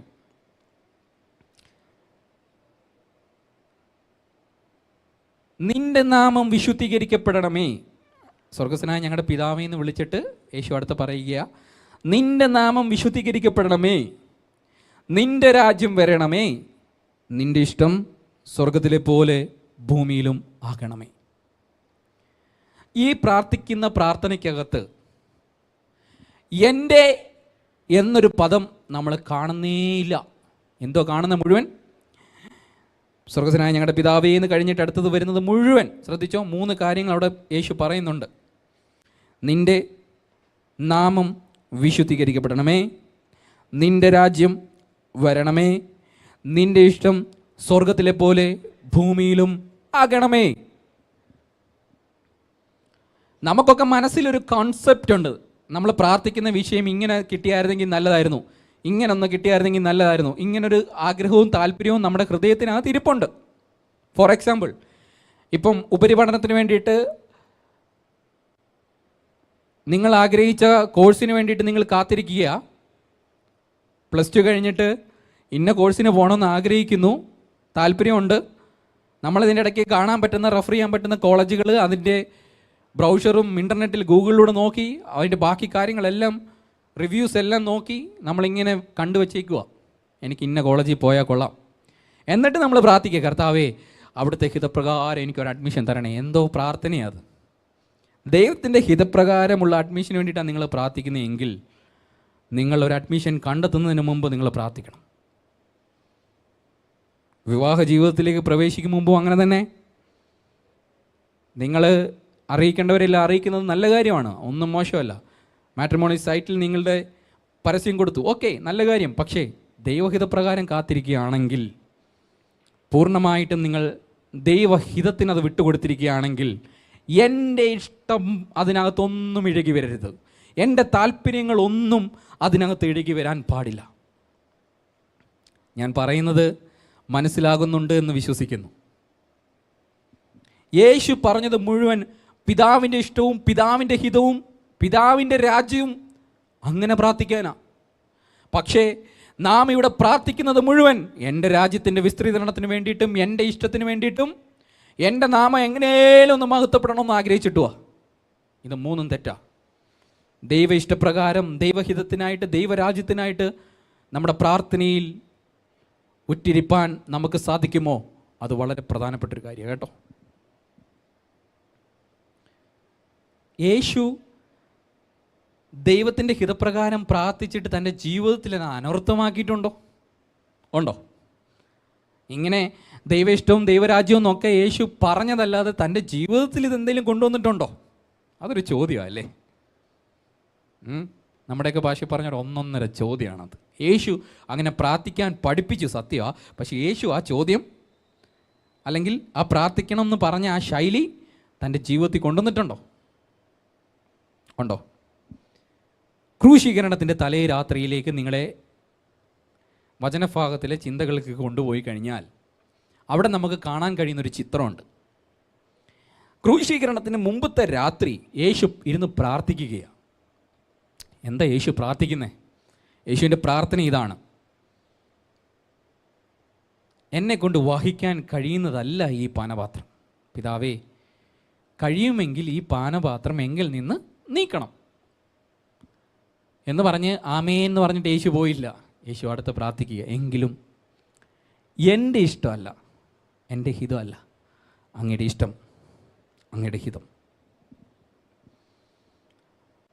മുമ്പിൽ വെളിപ്പെടാനിരിക്കുന്നത് ക്രൂശീകരണമാണെന്നറിഞ്ഞിട്ടും അതിൽ നിന്നുള്ള വിടുതലല്ല യേശു പ്രാർത്ഥിക്കുന്നേ. മുമ്പിൽ വെളിപ്പെടാൻ പോകുന്നത് കഷ്ടതയാണെന്നറിഞ്ഞിട്ടും അത് മാറിപ്പോകണമേ എന്നല്ല യേശു പ്രാർത്ഥിക്കുന്നേ. യേശു പ്രാർത്ഥിക്കുന്നേ, എനിക്ക് മുമ്പിൽ വെളിപ്പെടാനിരിക്കുന്ന കഷ്ടതയും ക്രൂശും എനിക്കറിയാം. പക്ഷേ യേശുവേ, ദൈവമേ, ആ പ്രയാസത്തിലൂടെ ഞാൻ പോകുന്നത് അവിടുത്തെ ഹിതമാണെങ്കിൽ, അവിടുത്തെ ഇഷ്ടമാണെങ്കിൽ അങ്ങനെ ആകട്ടെ. ഈ രാത്രി എന്നെ കേൾക്കുന്ന കൂട്ടുകാരെ, നിങ്ങൾ ഒരു പക്ഷേ വർഷങ്ങളായിട്ട് പ്രാർത്ഥിക്കുന്ന ചില രോഗങ്ങൾ ഇന്നും സൗഖ്യമായിട്ടില്ലെങ്കിൽ, നിങ്ങൾ വർഷങ്ങളായിട്ടും വിടുതൽ കാണാൻ ആഗ്രഹിക്കുന്ന പല മേഖലകളും പ്രാർത്ഥിച്ചിട്ട് ഇന്നും വിടുതൽ സംഭവിക്കുന്നില്ലല്ലോ എന്ന പരാതിയോ പരിഭവമോ നിങ്ങൾക്കുണ്ടെങ്കിൽ, ഈ പ്രാരംഭ മാസങ്ങളിൽ തന്നെ എനിക്ക് ദൈവാത്മാവിൽ നിങ്ങളെ ഓർമ്മിപ്പിക്കാനുള്ളത്, ഒന്നുകൂടൊന്ന് ആരാഞ്ഞ് നോക്കിക്കേ. അത് ദൈവത്തിൻ്റെ ഹിതപ്രകാരമാണോ? ദൈവത്തിൻ്റെ ഇഷ്ടപ്രകാരമാണോ? ദൈവത്തിൻ്റെ ഇഷ്ടത്തിന് വില കൊടുക്കാൻ നമുക്ക് കഴിയുമോ? എൻ്റെ ശരീരത്തിനകത്ത് ഒരു രോഗം ഇരിക്കുന്നത്, അത് ഞാൻ അങ്ങനെ പറയുമ്പോഴും എത്ര പേര് അതങ്ങനെ ഉൾക്കൊള്ളും എന്ന് എനിക്കറിയത്തില്ല. ഞാൻ പക്ഷേ ഒരു വിഡ്ഢിയെപ്പോലെ അത് പറയാൻ ആഗ്രഹിക്കുകയാണ്. നമ്മുടെ ശരീരത്തിൽ ചില ബലഹീനതകൾ അങ്ങനെ ആയിരിക്കുന്നതിനകത്ത് ദൈവത്തിനൊരു ഹിതമുണ്ടെങ്കിൽ അങ്ങനെ ആകട്ടെ, ആമേൻ എന്ന് പറയാൻ ഈ രാത്രി എത്ര പേർക്ക് പറ്റും? കഴിയട്ടെ. ദൈവത്തിൻ്റെ ഇഷ്ടം, ദൈവത്തിൻ്റെ ഹിതം, ദൈവത്തിൻ്റെ രാജ്യം, പ്രാർത്ഥനയിൽ ഉയരേണ്ട ശബ്ദം അത് മാത്രമായിരിക്കണം. എന്നിട്ട് യേശു അടുത്ത് മുമ്പോട്ട് പ്രാർത്ഥിക്കാൻ പഠിപ്പിക്കുക. ഞങ്ങൾക്ക് ആവശ്യമുള്ള ആഹാരം ഇന്ന് തരണമേ. ഞങ്ങൾക്ക് ആവശ്യമുള്ള ആഹാരം ഇന്നു തരണമേ. ഞങ്ങൾക്ക് ആഗ്രഹമുള്ള ആഹാരം ഇന്ന് തരണമേ എന്നല്ല, പിന്നെ ഞങ്ങൾക്ക് ആവശ്യമുള്ള ആഹാരം ഇന്ന് തരണമേ. അപ്പോൾ പ്രാർത്ഥനയ്ക്കകത്ത് ഉയരേണ്ട മറ്റൊരു ശബ്ദമാണ്, അല്ലെങ്കിൽ പ്രാർത്ഥനയ്ക്കകത്ത് ഉണ്ടായിരിക്കേണ്ട മറ്റൊരു കാര്യമാണ് ആവശ്യം, ആവശ്യം, ആവശ്യം, ആവശ്യം. മനുഷ്യനല്ലേ, ഭൂമിയിൽ ജീവിക്കുകയല്ലേ, ആഗ്രഹങ്ങൾക്കൊട്ടും കുറവില്ലാത്തവനാണ് മനുഷ്യൻ. ആഗ്രഹങ്ങൾക്കൊട്ടും കുറവില്ല. എന്തെല്ലാം കിട്ടിയാലും വീണ്ടും വീണ്ടും എന്തെങ്കിലുമൊക്കെ വേണമെന്ന് ആഗ്രഹിക്കുകയും താല്പര്യപ്പെടുകയും പിന്നെയും അടുത്തതിന് വേണ്ടി ശ്രമിക്കുകയൊക്കെ ചെയ്യുന്ന ആഗ്രഹങ്ങളുടെ കൂമ്പാരമുള്ളൊരു ജീവിയുടെ പേരും മനുഷ്യൻ എന്നാണ്. മറ്റു ജീവജാലങ്ങൾക്കൊന്നും അത്രയും ആക്രാന്തം ഒരു കാര്യത്തിനോടുണ്ടെന്ന് എനിക്ക് തോന്നുന്നില്ല. കാരണം എന്തെങ്കിലുമൊക്കെ തിന്നാൻ കിട്ടിയാൽ, എന്തെങ്കിലുമൊക്കെ കഴിക്കാൻ കിട്ടിയാൽ, നമ്മളീ പറയുന്നത് നമ്മൾ വീട്ടിൽ വളർത്തുന്നതാണെങ്കിലും അതാണെങ്കിലും ഇതാണ്, അവർ ദേ ആർ സാറ്റിസ്ഫൈഡ്. ഏതാ? മൃഗങ്ങൾ. അവർ സംതൃപ്തരാണ്, അത്രേ ഉള്ളൂ. പക്ഷേ മനുഷ്യനോ പ്രത്യേകിച്ച് മലയാളി, ഉച്ചയ്ക്ക് ഉണ്ണാൻ നേരത്ത് നമ്മുടെ മേശയും രാത്രി കഴിക്കുന്ന അത്താഴമേശയും നമ്മളൊന്ന് പരിശോധിക്കുക.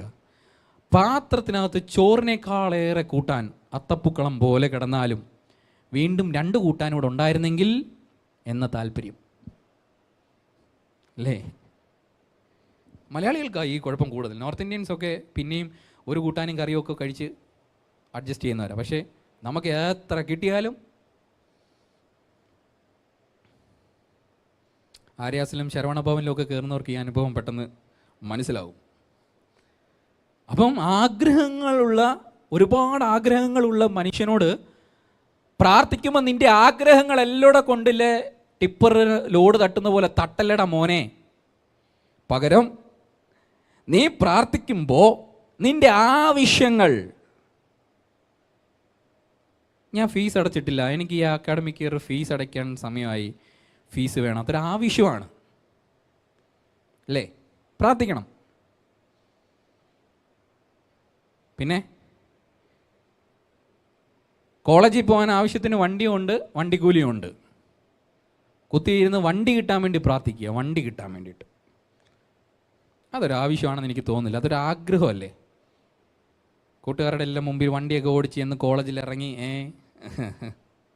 ഭയങ്കര ഞങ്ങളൊക്കെ പഠിക്കുന്ന സമയത്ത് ലൈസൻസ് ഇല്ലാതെ ബൈക്കും കൊണ്ടൊക്കെ വരുന്ന ആൾക്കാരുണ്ടായിരുന്നു.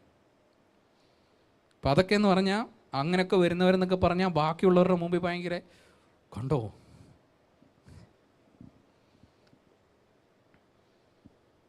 നിങ്ങൾ പ്രാർത്ഥിക്കുന്നവരാണെങ്കിൽ നിങ്ങളുടെ ആഗ്രഹങ്ങൾ കൊണ്ട് കമത്തി ഈ ദൈവസന്നിധിയിൽ ഇടുന്നതിന് പകരം, കുടഞ്ഞിടുന്നതിന് പകരം നിങ്ങളുടെ ആവശ്യങ്ങൾ ദൈവത്തോട് അറിയിക്കുക.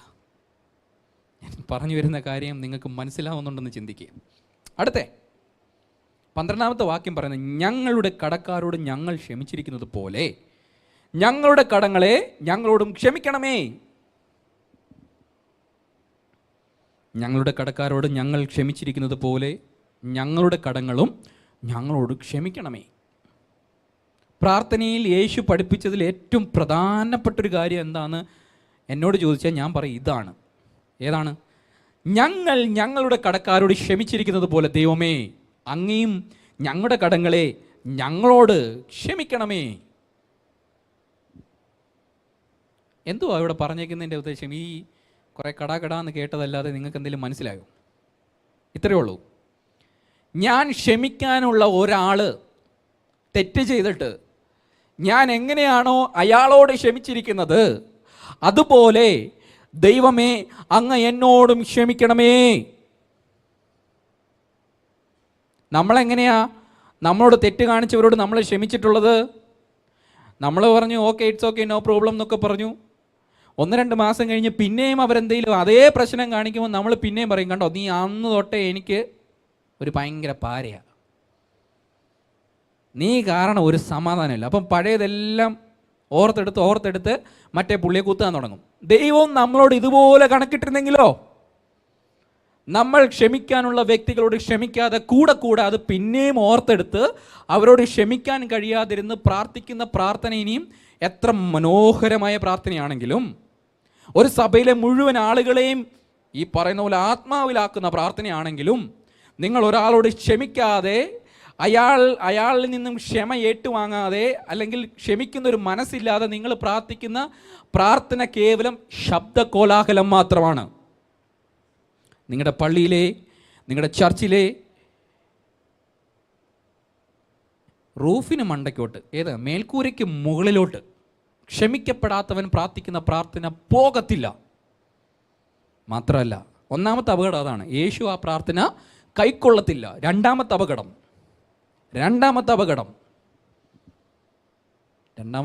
എന്ന് പറയുന്നത്, ഞാൻ എങ്ങനെയാണോ മറ്റേ ആളോട് ക്ഷമിച്ചിരിക്കുന്നത്, ഞാൻ ഇവിടെ വന്ന് ദൈവസന്നിധിയിൽ ഞാൻ ചെയ്ത തെറ്റുകൾക്കും പാപങ്ങൾക്കും ഒക്കെ ക്ഷമ ചോദിക്കുമ്പോൾ ദൈവം എന്നോടും ക്ഷമിക്കുന്നത് അങ്ങനെ തന്നെയായിരിക്കും.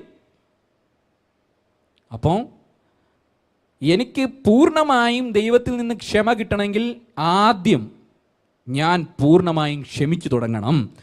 ഈ പദം ശ്രദ്ധിച്ചോ, ഞങ്ങളുടെ കടക്കാരോട് ക്ഷമിച്ചിരിക്കുന്നത് പോലെ ദൈവമേ നീയും ഞങ്ങളുടെ കടങ്ങളെ ഞങ്ങളോട് ക്ഷമിക്കണമേ. എങ്ങനെയാണോ, ഞാൻ ഇച്ചിരി ലളിതമായിട്ട് നിങ്ങൾക്ക് മനസ്സിലാകുന്ന പോലെ പറഞ്ഞുതരാം. എങ്ങനെയാണോ ഞാൻ എൻ്റെ ക്ഷമ മറ്റൊരാൾക്ക് കൊടുത്തിരിക്കുന്നത്, അതുപോലെ ദൈവമേ അങ്ങയും എന്നോട് ക്ഷമിക്കണമേ. സഹോദരങ്ങളെ, ഇത് ഭയങ്കര ഗൗരവമുള്ളൊരു വിഷയമാണ്. നാം ക്ഷമിക്കുന്നവരായി ദിവസങ്ങളിൽ തീരണം. കയ്പ് ഹൃദയത്തിൽ സൂക്ഷിക്കരുത് കേട്ടോ, കയ്പ് ഹൃദയത്തിൽ സൂക്ഷിക്കരുത്. നിങ്ങൾ എല്ലാ കൊള്ളുന്ന സ്വഭാവവും നിങ്ങളുടെ ശരീരത്തിൽ അല്ലെങ്കിൽ നിങ്ങളുടെ സ്വഭാവത്തിനകത്ത് ഉണ്ടായിരുന്നെങ്കിലും നിങ്ങളുടെ ഹൃദയത്തിനകത്ത് ഒരു ചെറിയ കയ്പ്, അത് ആരെങ്കിലും ഒരാളോടായിക്കോട്ടെ. എന്നെ കേൾക്കുന്ന ചെറുപ്പക്കാരെ, ചെറുപ്പത്തിൽ നിങ്ങളുടെ പപ്പയോ മമ്മിയോ പറഞ്ഞ എന്തെങ്കിലും ലാംഗ്വേജസ്, ഏതെങ്കിലും ഭാഷകൾ നിങ്ങളെ മുറിപ്പെടുത്തിയിട്ട് നിങ്ങളെന്നും അത് ഹൃദയത്തിൽ സൂക്ഷിച്ചിട്ട്, ഞാൻ വലുതാകുമ്പോൾ എൻ്റെ പപ്പയോടും മമ്മിയോടും ഇതിന് പകരം ചോദിക്കുന്നത് ഹൃദയത്തിനകത്ത് വെച്ചിരിക്കുന്നത് കയ്പാണ്, ബിറ്റർനെസ്. നിങ്ങൾ ഇനി എത്ര പ്രാർത്ഥിച്ചാലും എത്ര യേശു എന്ന് വിളിച്ചാലും അതിനൊക്കെ വേണ്ടതുപോലെ ദൈവഹിതപ്രകാരമുള്ളൊരു മറുപടി ആ അഭയാചനകൾക്കൊന്നും കിട്ടത്തില്ല. പ്രാർത്ഥിക്കുമ്പം ഹൃദയം ശുദ്ധമായിരിക്കട്ടെ. ആരോടും കണക്കില്ലാത്ത ക്ഷമിക്കാൻ കഴിയുന്നൊരു ഹൃദയത്തോടെ നിങ്ങൾക്ക് പ്രാർത്ഥിക്കാൻ കഴിയട്ടെ. അത് കഴിയണം. ഏറ്റവും അവസാനമായിട്ട് യേശു 13ാമത്തെ വാക്യത്തിൽ പ്രാർത്ഥിക്കുകയാണ്, ഞങ്ങൾ പരീക്ഷയിൽ കടക്കാതെ ദുഷ്ടനിൽ നിന്ന് ഞങ്ങളെ വിടുവിക്കണമേ. രാജ്യവും ശക്തിയും മഹത്വവും എന്നേക്കും നിനക്കുള്ളതല്ലോ. പരീക്ഷയിൽ ഞങ്ങളെ കടത്തരുതേ. ഞാൻ POC ട്രാൻസ്ലേഷൻ നോക്കിയപ്പോൾ അതിനകത്ത് കണ്ടത് പരീക്ഷയിൽ ഞങ്ങളെ ഉൾപ്പെടുത്തരുതേ. പരീക്ഷ എന്ന് പറയുമ്പോഴേ എല്ലാവർക്കും അറിയാൻ പേടിയാണല്ലേ. പ്രത്യേകിച്ച് പരീക്ഷ അങ്ങോട്ട് അടുക്കുന്ന സമയത്ത് എല്ലാവരും ഭക്തരാ, കൂടുതൽ പ്രാർത്ഥിക്കുന്നു, കൂടുതൽ ആരാധിക്കുന്നു. ഞാൻ നേരത്തെ പറഞ്ഞില്ലേ, ഞാൻ 2 കോളേജുകളിൽ കൗൺസിലിംഗ് ഗ്രൂപ്പുകൾ നടത്തുന്നുണ്ടായിരുന്നു. അതിൽ മൗണ്ട് സിയോൺ കോളേജിൽ ഉണ്ടായ ഒരു അനുഭവം പറയാം. അവിടെ ഞങ്ങളുടെ കൗൺസിലിംഗ് സെഷൻ കഴിഞ്ഞാൽ 3 to 4 o'clock ഞങ്ങളുടെ കൗൺസിലിംഗ് സെഷൻ കഴിഞ്ഞാൽ ഉടനെ വെരി നെക്സ്റ്റ് ഞങ്ങളൊരു ചെറിയൊരു പ്രെയർ ഗ്രൂപ്പ് നടത്തുന്നുണ്ടായിരുന്നു. അത് കൗൺസിലിംഗ് ഗ്രൂപ്പ് എല്ലാവർക്കും നിർബന്ധമാണ്, പക്ഷേ പ്രെയർ ഗ്രൂപ്പ് എല്ലാവർക്കും നിർബന്ധമല്ല. താല്പര്യമുള്ളവർക്ക് വന്നാൽ മതി. കാരണം പ്രാർത്ഥനയാണ് നടക്കുന്നത്, താല്പര്യമുള്ളവർ പങ്കെടുത്താൽ മതി. മിക്കവാറും 14, 13 ഇത്രയും പേരൊക്കെ ഉള്ളൂ. 160 കുട്ടികൾ പഠിക്കുന്ന, വിദ്യാർത്ഥിനികൾ പഠിക്കുന്ന ഒരു കോളേജിൽ പ്രാർത്ഥനയ്ക്കായിട്ട് എത്ര പേരേ ഉള്ളൂ? 13, 14 പേരേ ഉള്ളൂ. വിശ്വാസികളടക്കം ആരും വരാറില്ല. പക്ഷെ പരീക്ഷാ സീസൺ, ഓരോ ടേം, ഫൈനൽ ഇയർ എക്സാമിൻ്റെ സമയത്ത് ആ സെക്കൻഡ് പ്രെയർ സെഷൻ ആൾ കൂടുതലാണ്. പരീക്ഷ എന്ന് പറയുമ്പോഴത്തേന് ഇത്രയും പേടിയാണ്. ഇവിടെ യേശു പറഞ്ഞു കണ്ടോ, പരീക്ഷയിൽ കിടക്കാതെ ദുഷ്ടനിൽ നിന്ന് ഞങ്ങളെ വിടുവിക്കണമേ. നമ്മൾ ഓരോ ദിവസം രാവിലെ ആരംഭിക്കേണ്ടത് എൻ്റെ അഭിപ്രായത്തിൽ ഈ പ്രാർത്ഥനയോടെയാണ്. കാരണം ആ ദിവസം നമ്മൾ എന്തെല്ലാം പരീക്ഷണങ്ങളിലൂടെയാണ് കടന്നു പോകുന്നതെന്ന് നമുക്ക് പോലും ചിന്തിക്കാനും അറിയാനും ഒന്നും പറ്റത്തില്ല. നമ്മൾ മര്യാദയ്ക്ക് ഡ്രൈവ് ചെയ്ത് പോയാൽ പോലും നമ്മുടെ ഓപ്പോസിറ്റ് വരുന്നവൻ നമ്മളെ പരീക്ഷയിൽ ഈ പാപം ചെയ്യിക്കുന്ന ഭാഷകൾ നമ്മളെ കൊണ്ട് പറയിപ്പിക്കാൻ വേണ്ടിയിട്ട്.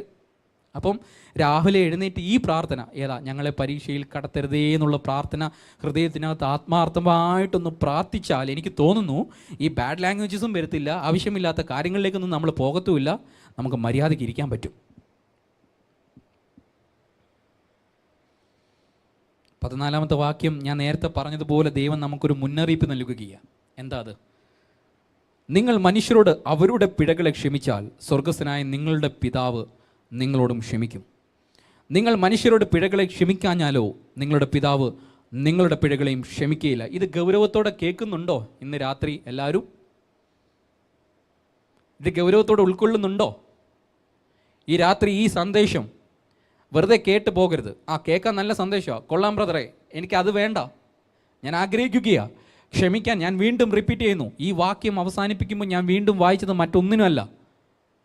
If you keep any bitterness, ആരോടെങ്കിലും നിങ്ങൾ ഇപ്പോഴും കയ്പ് സൂക്ഷിക്കുന്നുണ്ടെങ്കിൽ പ്ലീസ്, നിങ്ങളുടെ ഒരു സഹോദരൻ എന്ന രീതിയിൽ ഞാൻ വീണ്ടും നിങ്ങളോട് പറയുക, എൻ്റെ കൂട്ടുകാരെ, സ്നേഹിതരെ, ഞാൻ അപ്പനോടും അമ്മയോടൊന്നും മുമ്പ് ഉദാഹരണം പറഞ്ഞത്, ഞാൻ നടത്തുന്ന ക്യാമ്പിൽ മിക്കവാറും ഇന്നർ ഹീലിങ്ങിന് വരുന്ന കുട്ടികൾ അപ്പനോട് വിദ്വേഷം സൂക്ഷിക്കുന്നവർ, അമ്മയോട് വിദ്വേഷവും പിണക്കവും സൂക്ഷിക്കുന്നവരോട് സംസാരിച്ചിട്ടുണ്ട്. ചോദിച്ചും പറഞ്ഞും സംസാരിച്ചും വന്നപ്പോൾ എന്താ, ഏതോ കുഞ്ഞു പ്രായത്തിൽ അപ്പൻ വിളിച്ചൊരു പദം, പഠിക്കുന്നതിന് മാർക്ക് കുറഞ്ഞതിന് അപ്പൻ ഉപയോഗിച്ച ഒരു പദപ്രയോഗം, അത് ഹൃദയത്തിനകത്ത് മുറിവായി വലുതാകും നോക്കിയിരിക്കുകയാണ്. അപ്പൻ്റെ സംരക്ഷണത്തിനകത്തുനിന്ന് പുറത്തു പോകാൻ കാത്തിരിക്കുകയാണ്. എന്തിനാ? അന്ന് അപ്പൻ അങ്ങനെ വിളിച്ച പദത്തിനൊരു പ്രതികാരം ചെയ്യാൻ. അധ്യാപകരോട് പക സൂക്ഷിക്കുന്നവരുണ്ട്. ബന്ധങ്ങളിൽ വിള്ളൽ വന്നിട്ട് നിങ്ങൾ സ്നേഹത്തോടെ കരുതിക്കൊണ്ട് പോയിരുന്ന ആളുകൾ നിങ്ങൾക്ക് വേദന തന്നപ്പോൾ നിങ്ങൾ കയ്പ് സൂക്ഷിക്കുന്നുണ്ടെങ്കിൽ, ഞാൻ ഇന്ന് വീണ്ടും നിങ്ങളോട് പറയുന്നു, അങ്ങനെ കയ്പ് സൂക്ഷിക്കുന്നവർ എന്നെ ഈ സന്ദേശത്തിൽ കേൾക്കുന്നുണ്ടെങ്കിൽ, നിങ്ങൾ ക്ഷമിക്കാഞ്ഞാൽ, ഐ റിപ്പീറ്റ്, നിങ്ങൾ ക്ഷമിക്കാഞ്ഞാൽ നിങ്ങളുടെ പാപങ്ങളും പിഴകളും ദൈവം ക്ഷമിക്കത്തില്ല. നിങ്ങൾക്ക് ക്ഷമയുണ്ടാകാൻ, നിങ്ങൾക്ക് ക്ഷമ പ്രാപിപ്പാൻ ആദ്യം നാം ക്ഷമിച്ചു തുടങ്ങണം. ഇതാണ് യേശു നമ്മളെ പഠിപ്പിച്ച പ്രാർത്ഥന. അപ്പോൾ എന്തെല്ലാം കാര്യങ്ങളാണ് യേശു ഇതിനകത്ത് പറയുന്നത്? ഒന്ന്, യേശു പിതാവ് ആരാണെന്ന് മനസ്സിലാക്കി പ്രാർത്ഥിക്കാൻ നമ്മളോട് പറയുകയാണ്. എന്ന് പറഞ്ഞാൽ ആ അഭേദ്യ ബന്ധം നമുക്കുണ്ട് എന്നാണ് അതിനർത്ഥം. സ്വർഗസ്ഥനായി ഞങ്ങളുടെ പിതാവേ എന്നൊക്കെ വിളിക്കണമെങ്കിൽ അത് ഭയങ്കര ഒരു ബന്ധമാണ്. ആൺകുട്ടികൾ തമ്മിൽ അല്ലേ ഒത്തിരി ക്ലോസ് ആണെങ്കിൽ അളിയാന്ന് വിളിക്കും. കാണുന്നവരെല്ലാം കയറി അളിയാന്ന് വിളിക്കുമോ? ഇല്ല. കാരണം അത് വർഷങ്ങളെടുക്കുന്ന, ചിലപ്പം ദിവസങ്ങളും മാസങ്ങളും ഒക്കെ എടുത്തിട്ട് പരിചയവും സ്നേഹത്തിൻ്റെ ആഴവും അങ്ങനെ ആകുമ്പോഴായിരിക്കും അങ്ങനെ വിളിക്കുന്നത്. കാണുന്നവരെല്ലാം അങ്ങനെയൊന്നും വിളിക്കത്തില്ല, ഇല്ലേ? അപ്പം ദൈവത്തോടുള്ള അഭേദ്യമായ ബന്ധം നിങ്ങളുടേത് എവിടാ നിൽക്കുന്നത്? ഇപ്പോഴും ബോസ്, നിങ്ങൾക്ക് മുകളിലുള്ളൊരു ബോസിനെ നിങ്ങൾ അഭിസംബോധന ചെയ്യുന്നത് പോലെയാണോ ദൈവത്തെ അഭിസംബോധന ചെയ്യുന്നത്? അയ്യോ, അതൊരു തെറ്റാ, അതൊരു മണ്ടത്തരമാണ് കേട്ടോ, അതിലേക്കൊന്നും പോകരുത്, അങ്ങനെയൊന്നും ആകരുത്. നിങ്ങൾ ദൈവത്തെ അഭിസംബോധന ചെയ്യുമ്പോൾ അവിടുന്ന് എൻ്റെ പിതാവാണ്, എനിക്കെല്ലാമാണ്, എനിക്ക് അവിടുത്തോട് പറയാൻ പറ്റുന്നത് പോലെ മറ്റാരോടും എനിക്ക് പറയാൻ കഴിയത്തില്ല എന്ന ഉറച്ച ബോധ്യം നിങ്ങൾക്ക് ഉണ്ടായിരിക്കണം. അങ്ങനെ വേണം നിങ്ങൾ പ്രാർത്ഥിച്ചു തുടങ്ങാൻ. അടുത്ത എന്തുവാ? ദൈവഹിതത്തിന് വേണ്ടിയിട്ട് പ്രാർത്ഥിക്കാൻ നമ്മൾ കണ്ടു. യേശു പ്രാർത്ഥിച്ചപ്പോൾ ദൈവത്തിൻ്റെ രാജ്യം, ദൈവത്തിൻ്റെ ഹിതം, ദൈവത്തിൻ്റെ നാമം, അല്ലേ? അവിടുത്തെ നിൻ്റെ നാമം, നിൻ്റെ രാജ്യം, നിൻ്റെ ഹിതം യേശു പഠിപ്പിച്ചപ്പോൾ നമ്മളോട് പഠിപ്പിച്ചു ദൈവഹിതം ആരാഞ്ഞ് പ്രാർത്ഥിക്കുക. അടുത്ത എന്തോ പറയുന്നത്? ആവശ്യമുള്ള കാര്യങ്ങൾക്കായിട്ട് പ്രാർത്ഥിക്കുക. ആഗ്രഹമുള്ള കാര്യങ്ങൾക്കായിട്ടല്ല, ആവശ്യമുള്ള കാര്യങ്ങൾക്കായിട്ട് പ്രാർത്ഥിക്കുക. അടുത്തെന്താ? കയ്പ് ഹൃദയത്തിൽ സൂക്ഷിക്കാതെ ക്ഷമ ചോദിച്ച് ക്ഷമ പ്രാപിച്ച് പ്രാർത്ഥിക്കുക. ക്ഷമ ചോദിച്ച് ക്ഷമ പ്രാപിച്ച് പ്രാർത്ഥിക്കുക. സോറി എന്ന് പറയാൻ ആരോടും മടി വിചാരിക്കേണ്ട. തെറ്റ് സംഭവിച്ചിട്ടുണ്ടെങ്കിൽ യു ഷുഡ് ഡു ഇറ്റ്. നിങ്ങളത് ചെയ്തിരിക്കണം, നിങ്ങളത് ചെയ്തിരിക്കണം. ഏറ്റവും അവസാനമായിട്ട് പരീക്ഷയിൽ അകപ്പെടാതിരിപ്പാൻ പ്രാർത്ഥിക്കണം. ഏറ്റവും അവസാനമായിട്ട് നമ്മൾ കാണുന്ന ഏതാ? യേശു പറഞ്ഞു പരീക്ഷയിൽ ഉൾപ്പെടാതിരിപ്പാൻ പ്രാർത്ഥിക്കണം. ലോകപ്രകാരമുള്ള എല്ലാ ധനവും മാനവും എനിക്ക് കിട്ടട്ടെ എന്ന് പ്രാർത്ഥിച്ചുകൊണ്ടിരിക്കുമ്പം പരീക്ഷയ്ക്കകത്തൊക്കെ പോയി എന്ന് പറഞ്ഞാൽ ലോകപ്രകാരമുള്ള പരീക്ഷയ്ക്കകത്ത് പോയി വീണാൽ നമുക്ക് നിത്യത നഷ്ടമാകും കുഞ്ഞുങ്ങളെ. അതുകൊണ്ടാണ് യേശു പ്രാർത്ഥന അവസാനിപ്പിക്കുമ്പം പറഞ്ഞ പരീക്ഷയിൽ ഉൾപ്പെടാതിരിപ്പാൻ നിങ്ങൾ പ്രാർത്ഥിക്കണം. ഇത്രയും കാര്യങ്ങളാണ് യേശു പ്രാർത്ഥനയ്ക്കകത്ത് പറഞ്ഞു.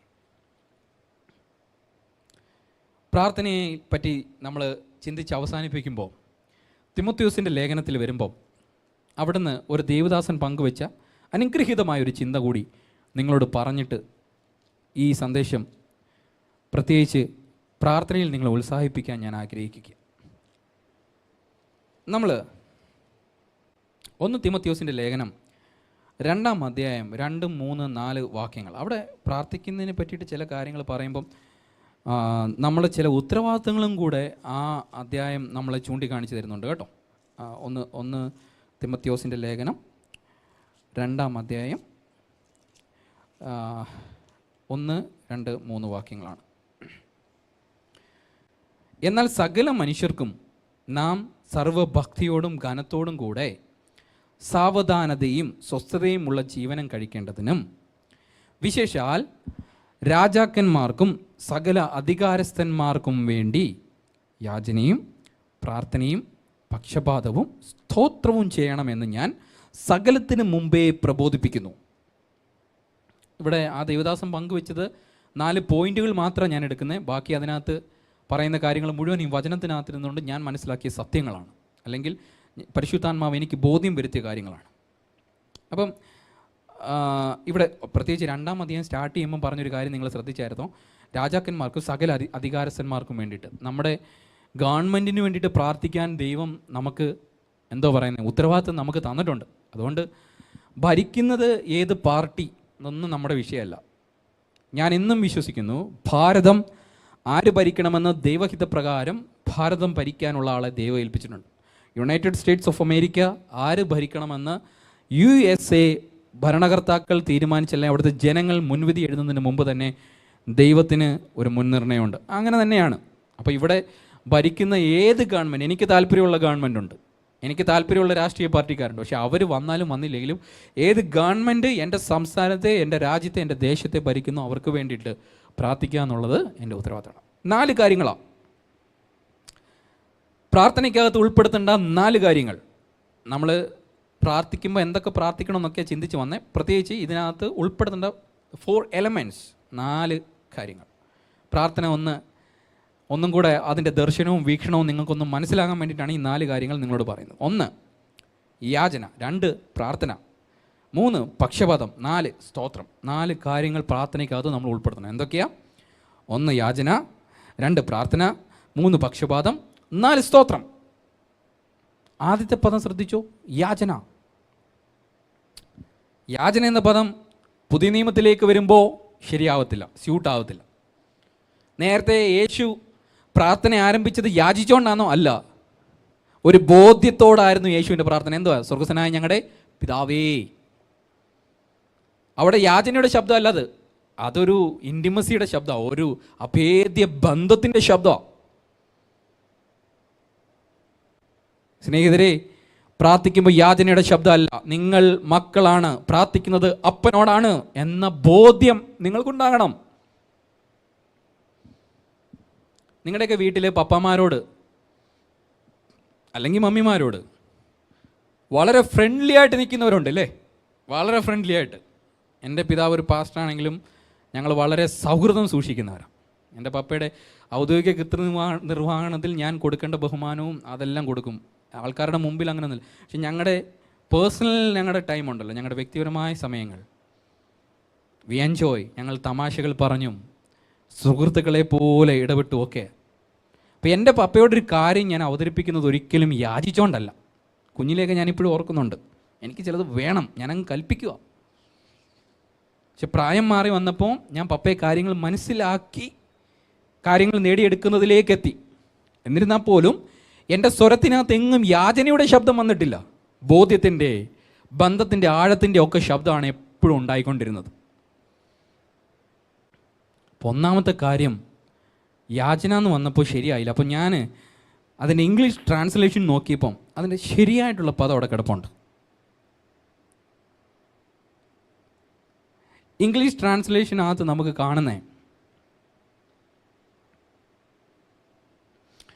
പെറ്റീഷൻ, സപ്ലിക്കേഷൻ എന്നൊരു പദമാണ്. പക്ഷെ യാചന എന്ന് വന്നു കഴിഞ്ഞാൽ സപ്ലിക്കേഷന് പകരം ആപ്ലിക്കേഷൻ എന്നും ആയിപ്പോവും അല്ലേ? പെറ്റീഷനും സപ്ലിക്കേഷനും മലയാളത്തിലേക്ക് വരുമ്പം നിവേദനം, ആധികാരികമായ, അങ്ങനെയൊക്കെയാണ് അതിൻ്റെ അർത്ഥം. ഇപ്പം ഉദാഹരണം പറഞ്ഞാൽ, നിങ്ങളുടെ നാട്ടിൽ സ്ഥിരം മദ്യപിച്ച് വന്നിട്ട് ആ വീട്ടിൽ അദ്ദേഹത്തിൻ്റെ ഭാര്യ ഉപദ്രവിക്കുന്ന സ്വഭാവമുള്ള ഒരാളുണ്ടെന്നിരിക്കട്ടെ. അദ്ദേഹത്തിൻ്റെ ഭാര്യ പോലീസ് സ്റ്റേഷനിൽ ചെന്നിട്ട് അവിടെ ഒരു പരാതി കൊടുക്കുന്ന സമയത്ത് കൊടുക്കുന്നത് പെറ്റീഷനായിരിക്കും, മിക്കവാറും പെറ്റീഷൻ ആയിരിക്കും.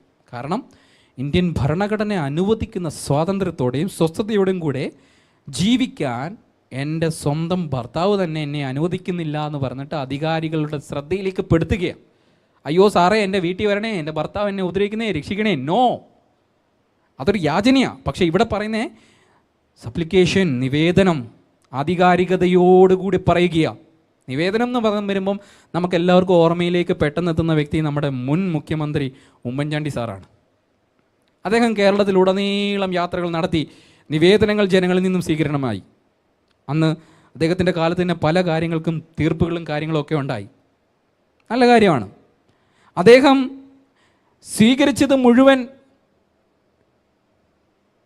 നോട്ട് ആപ്ലിക്കേഷൻസ്, അപേക്ഷാ രീതിയിലുള്ള കാര്യങ്ങൾ അല്ലെങ്കിൽ അപേക്ഷകളല്ല അദ്ദേഹം ക്ഷണിച്ചത്. അദ്ദേഹത്തിൻ്റെ കയ്യിൽ ഏറ്റുവാങ്ങിയത് മുഴുവൻ നിവേദനങ്ങളാണ്. നിവേദനത്തിൻ്റെ പ്രത്യേകത എന്താ? എനിക്ക് ലഭ്യമാകേണ്ടത് ലഭ്യമാക്കേണ്ട അധികാരികളെ ഞാൻ ഓർമ്മിപ്പിച്ചുണർത്തുകയാണ്. അതാണ് നിവേദനം. ഈ രാത്രി എൻ്റെ പ്രാർത്ഥനയുടെ ശബ്ദം യാചനയുടേതാണോ? ദൈവം ദുഃഖിക്കുകയാണ്. നാം പിന്നെയും ഭയപ്പെടേണ്ടതിന് ദാസ്യത്വത്തിൻ്റെ ആത്മാവിനെയല്ല, പിന്നെ അപ്പാ പിതാവേ എന്ന് വിളിക്കാൻ സ്വപുത്രൻ്റെ ആത്മാവിനെ നമുക്ക് തന്നിരിക്കുന്നു. പക്ഷേ സങ്കടവും കഷ്ടവും സഭയിൽ ഈ വെളിപ്പാടുള്ളവർ ചുരുക്കം പേരേ ഉള്ളൂ. ഇങ്ങനെ വെളിപ്പാടിൽ, ദർശനത്തിൽ പ്രാർത്ഥിക്കുന്നവർ വിരലിലെണ്ണാവുന്നവരേ ഉള്ളൂ. ബാക്കി ആൾക്കാർക്ക് ഇന്നും എന്തുകൊണ്ടോ ഈ ദർശന സാക്ഷാത്കാരം ഇന്ന് വരെ ലഭ്യമായിട്ടില്ല. അയ്യോ, മടങ്ങി വാ. ഇന്ന് രാത്രി നിങ്ങൾ പ്രാർത്ഥിക്കുമ്പോൾ ഞാൻ പുത്രനാണ്, ഞാൻ പ്രാർത്ഥിക്കുന്ന എൻ്റെ അപ്പനോടാണ്. യേശു പ്രാർത്ഥിച്ചപ്പോൾ യാചനയുടെ ശബ്ദം എങ്ങും ഉയർത്തിയതായിട്ട് നമ്മൾ കേൾക്കുന്നില്ല. യേശു പ്രാർത്ഥിച്ചപ്പോൾ ആധികാരികതയോടുകൂടി തൻ്റെ പിതാവിനെ അഭിസംബോധന ചെയ്ത് താൻ പറയുക, സ്വർഗസ്ഥനായ ഞങ്ങളുടെ പിതാവേ. Come on. നിങ്ങൾ പ്രാർത്ഥിക്കുമ്പോൾ യാചനയല്ല. നിങ്ങൾ പ്രാർത്ഥിക്കുമ്പോൾ ഉറപ്പോടെ ഉറപ്പോടെ ഉറപ്പോടെ. കൊട്ടാരക്കര KSRTCയിൽ നിങ്ങൾ ബസ് കാത്തു നിൽക്കുന്ന സമയം പല ഭിക്ഷക്കാരും നിങ്ങളുടെ മുമ്പിലൂടെ കൈനീട്ടി യാചിച്ചു പോകും. അവർക്ക് കൊടുക്കണോ വേണ്ടയോ എന്നുള്ളത് നിങ്ങളുടെ തീരുമാനമാണ്. കൊടുക്കണം എന്ന് ഒരു നിർബന്ധവുമില്ല. പക്ഷേ ആ കൊട്ടാരക്കര KSRTC ബസ് സ്റ്റാൻഡിൽ വെയിറ്റ് ചെയ്യുന്ന ആളുടെ കയ്യിൽ തൻ്റെ മകനോ മകളോ പിടിച്ചിട്ടുണ്ടെങ്കിൽ ആ മകനോ മകളോ അവിടെ കാണുന്ന ഏതെങ്കിലും കടകളെ ചൂണ്ടിയിട്ട് തങ്ങൾക്ക് ഇഷ്ടപ്പെട്ട ഏതെങ്കിലും മിഠായി ചൂണ്ടി കാണിക്കുമ്പോൾ പ്ലീസ് ഒന്ന് വാങ്ങിത്തരാമോ എന്ന് പറയുന്നതിനേക്കാളും കൂടുതൽ ആ പിതാവിനുള്ള അഭേദ്യമായ ബന്ധത്തിൽ അവർ എത്തും. ചിലപ്പം പിതാവിന് ഇഷ്ടമല്ലാഞ്ഞിട്ട് കുറേ ടൈം വെയിറ്റ് ചെയ്താലും കുഞ്ഞുങ്ങൾ ഇങ്ങനെ കാലേ വീഴുന്ന പോലെ ആകുമായിരിക്കും. പക്ഷേ അതിനൊരു ആധികാരികതയുണ്ട്. ഞാൻ ഈ പറയുന്ന നിവേദന സ്വഭാവമുണ്ട്. അതുകൊണ്ട് നമ്മുടെ പ്രാർത്ഥനയ്ക്കകത്ത് ആരോടാ പ്രാർത്ഥിക്കുന്നതെന്നുള്ള ആളത്വം മനസ്സിലാക്കി പ്രാർത്ഥിക്കാൻ, ഞാൻ ആരാണ്, ഞാൻ ആരോടാണ് പ്രാർത്ഥിക്കുന്നത് എന്ന കൃത്യമായിട്ട് ബോധ്യത്തിൽ മനസ്സിലാക്കി പ്രാർത്ഥിപ്പാൻ നമുക്ക് കഴിയണം. അപ്പോൾ ഒന്നാമത് സപ്ലിക്കേഷൻ. രണ്ടാമത് നമ്മൾ കാണുന്നത് പ്രാർത്ഥന യാചനയും പ്രാർത്ഥനയും, അതായത് നിവേദനവും പ്രാർത്ഥനയും. പ്രാർത്ഥന എന്താ? ഞാൻ മുമ്പേ തുടങ്ങിയപ്പോൾ പറഞ്ഞല്ലോ, പലരും പറയൂ ഞങ്ങൾക്ക് പ്രാർത്ഥിക്കാൻ അറിയത്തില്ല. അതെന്നാ നിങ്ങൾക്ക് പ്രാർത്ഥിക്കാൻ അറിയത്തില്ലെന്ന് പറയുന്നേ? പ്രാർത്ഥിക്കാൻ അറിയത്തില്ല എന്ന് നിങ്ങൾ പറയുന്നതിൻ്റെ അർത്ഥം ഞങ്ങൾക്ക് ദൈവത്തോട് സംസാരിക്കാൻ അറിയത്തില്ല. മക്കളെ, പ്രാർത്ഥന എന്ന് പറഞ്ഞാൽ ഇത്രയേ ഉള്ളൂ. ഞാൻ ദൈവത്തോട് സംസാരിക്കുന്ന സംഭാഷണത്തിന് പറയുന്ന പേരാണ് പ്രാർത്ഥന. Conversation between me and God. ഞാനും ദൈവവുമായിട്ടുള്ള സംഭാഷണത്തിന് പറയുന്ന പേരാണ് പ്രാർത്ഥന. പ്രാർത്ഥിക്കാം എന്ന് പറയുമ്പോഴത്തേന് ചില ആളുകൾ നിൽക്കുന്ന സർക്കിളിനകത്തു നിന്നുകൊണ്ട് വേറൊരു അന്തരീക്ഷത്തിലേക്ക് അങ്ങ് പോകും. അതെന്തോ അന്തരീക്ഷമോ? അപ്പോഴത്തേന് ശബ്ദമൊക്കെ അങ്ങ് മാറ്റും. അതുവരെ നോർമലായിട്ട് സംസാരിച്ചുകൊണ്ടിരുന്ന ആൾ പ്രാർത്ഥിക്കാമെന്ന് പറയുമ്പോഴത്തേന് എവിടുന്നോ ഇല്ലാത്ത ബാസ് സൗണ്ടൊക്കെ. Praise Lord.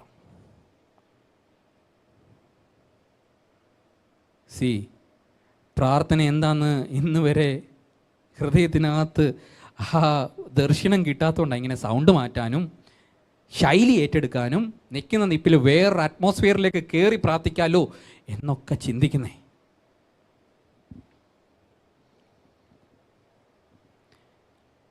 കാമുകന്മാരുണ്ടെങ്കിൽ പരസ്പരം സംസാരിക്കുന്ന സമയത്ത് അങ്ങനെ ഉണ്ടാകണം എന്നല്ല കേട്ടോ. ഈ സന്ദേശം കേൾക്കുമ്പോൾ അങ്ങനൊന്നും വീഡിയോയുടെ ഇടയ്ക്കൊക്കെ കൊണ്ട് ഇത് കാമുകന്മാരുണ്ടാകാം എന്ന സന്ദേശമല്ല ഇവിടെ നടക്കുന്നത്. ഞാനൊരു ഉദാഹരണമാണ് പറയുന്നത്. അവർ തമ്മിലുള്ള സംഭാഷണത്തിലേക്ക് വരുമ്പോൾ നമുക്ക് കാണാൻ പറ്റുന്ന ഒരു കാര്യം, കാമുകൻ എത്ര ദേഷ്യം വന്നാലും കാമുകിയോട് കാം ആൻഡ് ക്വയറ്റ് ഭയങ്കര സ്വീറ്റായിട്ട് സംസാരിക്കും. അതുപോലെ കാമുകി അങ്ങനെ തന്നെ ആയിരിക്കും. ലവേഴ്സ് തമ്മിൽ അങ്ങനെ ആയിരിക്കും. നമ്മൾ കണ്ടിട്ടുള്ള മൂവീസിലും എല്ലാത്തിലും അങ്ങനെ തന്നെ നമ്മൾ കാണുന്നില്ലേ? ഭയങ്കര ഭയങ്കര ഭയങ്കര എന്തുവാ ഏറ്റവും മനോഹരമായ സംസാരം. പ്രാർത്ഥനാ മുറിയിൽ കയറി ദൈവത്തോട് സംസാരിക്കാൻ ആരംഭിക്കുമ്പോഴും ഇതേ മനോഭാവം നമ്മൾ കൊണ്ടുവരണം. ഞാൻ സംസാരിക്കുമ്പം തുടങ്ങുമ്പോഴത്തേന് എൻ്റെ ശബ്ദത്തിന് വേറൊരു ഖനം വരിക. അയ്യോ, ദൈവം മോളിരുന്ന് ഒരു പക്ഷേ ചിന്തിക്കുകയും പറയും, എൻ്റെ മോനെ നിൻ്റെ നോർമൽ സൗണ്ടിൽ നീ എന്നോടൊന്ന് സംസാരിക്കടാ. എൻ്റെ കുഞ്ഞെ, നീ നാട്ടുകാരോട് മൊത്തം സംസാരിക്കുന്ന പോലെ എന്നോടും ഒന്ന് സംസാരിക്കടി. ഇങ്ങനായിരിക്കും ഒരുപക്ഷെ ദൈവം പറയുന്നത്. 90-ലും 2000-നും ഇടയ്ക്ക് മലയാള ചലച്ചിത്രത്തിൽ ഏറ്റവും അധികം തിളങ്ങിയുന്നൊരു നടിയാണ് ശോഭന. ഈ നടി അഭിനയിച്ച എല്ലാ സിനിമകളിലും അവരുടെ തന്നെ ശബ്ദമല്ലായിരുന്നു പലപ്പോഴും ഉപയോഗിച്ചിരുന്നത്. അത് അവർക്ക് വേണ്ടിയിട്ട് ഡബ്ബിംഗ് ആർട്ടിസ്റ്റുകളെ വെച്ചിട്ട്, മനോഹരമായിട്ട് സംസാരിക്കുന്ന സ്ത്രീകളെ വെച്ചിട്ട് അവരുടെ റോളുകൾ ചുണ്ടുകൾ ചലിപ്പിക്കുന്നതിനനുസരിച്ച് മറ്റേവരെ സംസാരിപ്പിച്ച് എഡിറ്റ് ചെയ്ത് കയറ്റുമായിരുന്നു. എന്താ ആ കഥാപാത്രം ഉൾക്കൊള്ളേണ്ട ഒരു മനോഹര ശബ്ദം ആ നടിയിലില്ല എന്ന് കണ്ടെത്തിയിട്ട് മനോഹര ശബ്ദം, ഈ ലോകപ്രകാരമുള്ള സംവിധാനങ്ങൾ പോലും ഇത്ര മനോഹരമായിട്ട് ശബ്ദത്തിന് പ്രാധാന്യം കൊടുക്കുമ്പോഴാണ് നമ്മളിവിടെ ഓരോരുത്തർ പ്രാർത്ഥിക്കാമെന്ന് പറയുമ്പോഴത്തേന് മാത്രം പാറപ്പുറത്ത് ചിരട്ടയിട്ട് ഉരയ്ക്കുന്ന ശബ്ദത്തിലൊക്കെ ഇരുന്ന്, ഓ കർത്താവ് എങ്ങനെ അത് അവിടെ ഇരുന്ന് കേൾക്കുമെന്ന് എനിക്കറിയത്തില്ല. ഈ രാത്രി ഞാനിത് വെട്ടിത്തുറന്ന് സംസാരിക്കുന്നത് എന്തിനാണെന്ന് വെച്ചാൽ, എന്നെ കേൾക്കുന്ന കൂട്ടുകാരെ, നിങ്ങൾ പ്രാർത്ഥിക്കുന്ന സമയത്ത് മറ്റൊരു അന്തരീക്ഷത്തിൽ കയറി പോകരുതേ. നിങ്ങൾ മറ്റൊരു ശബ്ദത്തിൽ പ്രാർത്ഥിക്കാമെന്ന് ചിന്തിക്കരുതേ. പ്രാർത്ഥന ദൈവത്തോടുള്ള സംഭാഷണമാണ്. അത് മനോഹരമാക്കുക. എത്ര മനോഹരമാക്കാമോ അത്രയും നന്നാക്കി അത് ഏറ്റവും ഭംഗിയാക്കുക. മൂന്നാമത്തെ കാര്യത്തിലേക്ക് ഞാൻ പോകുക. ഇവിടെ നിന്നാൽ ഒരുപാട് സമയം പോകുമെന്ന് ഞാൻ ചിന്തിക്കുന്നു. മൂന്നാമത്തെ കാര്യം, പക്ഷപാതം, ഇൻ്റർസെഷൻ പ്രെയർ. ഒരുവന് വേണ്ടിയിട്ട് മറ്റൊരുവൻ ഇടിവിൽ നിന്ന് പ്രാർത്ഥിക്കുന്ന പ്രാർത്ഥന. ഞാൻ എന്നും വിശ്വസിക്കുന്നൊരു കാര്യമുണ്ട്. 2020 മഹാവ്യാധി രാജ്യങ്ങൾ തോറും വലിയ വലിയ കനത്തിലുള്ള ക്ഷതങ്ങൾ ചെയ്തപ്പോൾ ഉത്തരവാദിത്തത്തോടെ പ്രാർത്ഥിക്കുന്ന സഭകളുള്ള ഇടങ്ങളിൽ, പ്രാർത്ഥിക്കുന്ന വ്യക്തി ജീവിതങ്ങളുള്ള ഇടങ്ങളിൽ ദൈവത്തിൻ്റെ വിടുതലും സംരക്ഷണവും ഉണ്ടായിരുന്നു. നമ്മൾ മറ്റൊരാളോട് ഞാൻ നിങ്ങൾക്ക് വേണ്ടി പ്രാർത്ഥിച്ചോളാം ബ്രദറെ സിസ്റ്ററെ എന്ന് പറഞ്ഞിട്ട് കിടന്നുറക്കമാണെങ്കിൽ നമ്മൾ അദ്ദേഹത്തിനൊരു കടക്കാരനാ, ആ വ്യക്തിക്കൊരു കടക്കാരിയാണ്. അതുകൊണ്ട് ഞാൻ ഒരാൾക്ക് വേണ്ടിയിട്ട് പ്രാർത്ഥിക്കാമെന്ന് ഏറ്റിട്ടുണ്ടെങ്കിൽ ഡു ഇറ്റ്. അത് ചെയ്തിരിക്കണം. അതിന് മാറ്റമൊന്നുമില്ല. നമ്മളത് ചെയ്തേ പറ്റത്തുള്ളൂ. പ്ലീസ്, അത് എപ്പോഴും മനസ്സിലാക്കണം. നാം പ്രാർത്ഥിക്കാൻ ഒരാളോട് ഏറ്റുകഴിഞ്ഞാൽ ആ ഉത്തരവാദിത്വത്തിൽ നാം അത് ചെയ്തിരിക്കണം. ഞാൻ ഈ ഇൻ്റർസെഷൻ പ്രെയർ, മറ്റൊരാൾക്ക് വേണ്ടി പ്രാർത്ഥിക്കുന്ന കാര്യം ഓർക്കുമ്പോൾ ഉദാഹരണമായിട്ട് കൊണ്ടുവരാൻ ആഗ്രഹിക്കുന്ന അബ്രഹാമിനെയാണ്. എന്താ അബ്രഹാമിന് സംഭവിച്ചത്? അബ്രഹാമിൻ്റെ സഹോദരൻ ലോത്ത് പാർക്കുന്ന പട്ടണത്തെ ദൈവം നശിപ്പിക്കാൻ പോവുക. ആ പട്ടണത്തെ ദൈവം തീയിട്ട് നശിപ്പിക്കാൻ പോവുക. പക്ഷേ ഉൽപ്പത്തി പുസ്തകം നിങ്ങൾ വായിക്കുന്ന സമയത്ത് നമുക്ക് കാണാൻ പറ്റുന്നൊരു കാര്യം, അബ്രഹാമിനെ ഓർത്ത് ദൈവം ലോത്തിനെ വിടുവിച്ചു. ഓ, അതെന്തോ പരിപാടിയാ! അബ്രഹാമിനെ ഓർത്തപ്പം ലോത്തിന് വിടുതൽ.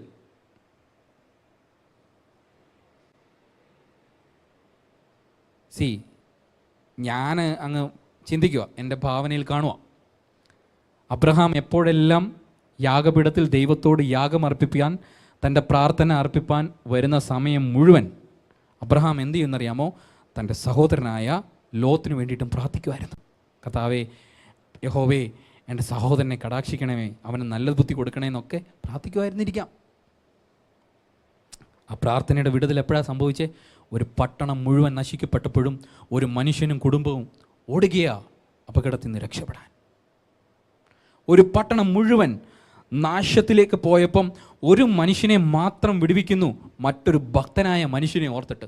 ഈ രാത്രി എന്നെ കേൾക്കുന്ന പ്രിയപ്പെട്ട സുഹൃത്തുക്കളെ, സ്നേഹിതരെ, നമ്മുടെ പ്രാർത്ഥന, നാം പ്രാർത്ഥിക്കുന്ന വിഷയങ്ങൾ, നാം പ്രാർത്ഥിക്കുന്ന വ്യക്തികൾ, നമ്മളങ്ങ് ചുമ്മാ പ്രാർത്ഥിക്കുമായിരിക്കും. പക്ഷേ ഈ രാത്രി ഈ സന്ദേശം ഉദാഹരണമാക്കിക്കൊണ്ട്, ഈ സംഭവം ഉദാഹരണമാക്കിക്കൊണ്ട് എനിക്ക് നിങ്ങളുടെ മുമ്പിൽ വയ്ക്കാൻ കഴിയുന്ന ശക്തമായൊരു സന്ദേശം.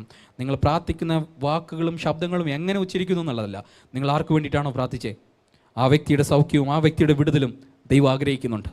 ദൈവം ചെയ്യുക തന്നെ ചെയ്യും, അതിന് യാതൊരു സംശയമില്ല. അപ്പം ഇടിവിൽ നിന്ന് പ്രാർത്ഥിക്കുക. ഞാൻ ഇടിവിൽ നിന്ന് പ്രാർത്ഥിക്കുന്നതിനകത്ത്, ഈ വചനത്തിനകത്ത് കണ്ടിട്ടുള്ള ഏറ്റവും ശക്തനായ വ്യക്തി യേശു കർത്താവ്.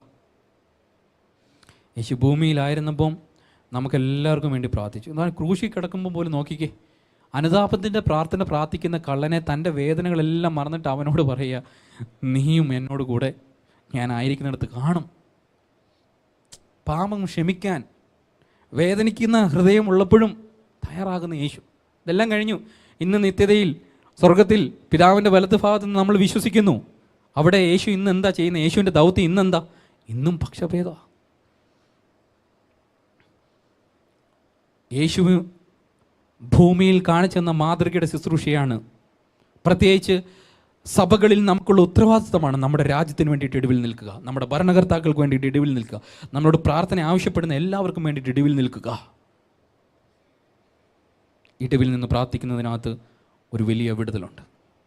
ഏറ്റവും അവസാനമായിട്ട് പ്രാർത്ഥനയ്ക്കകത്ത് ഉൾപ്പെടേണ്ട ഒരു കാര്യമാണ് സ്തോത്രം. ഫിലിപ്പിയ ലേഖനം 4-ാം അധ്യായം 6-ാമത്തെ വാക്യത്തിൽ പറയുന്നത്, എപ്പോഴും സന്തോഷിപ്പീൻ, ഇടവിടാതെ സ്തോത്രം ചെയ്യുവീൻ.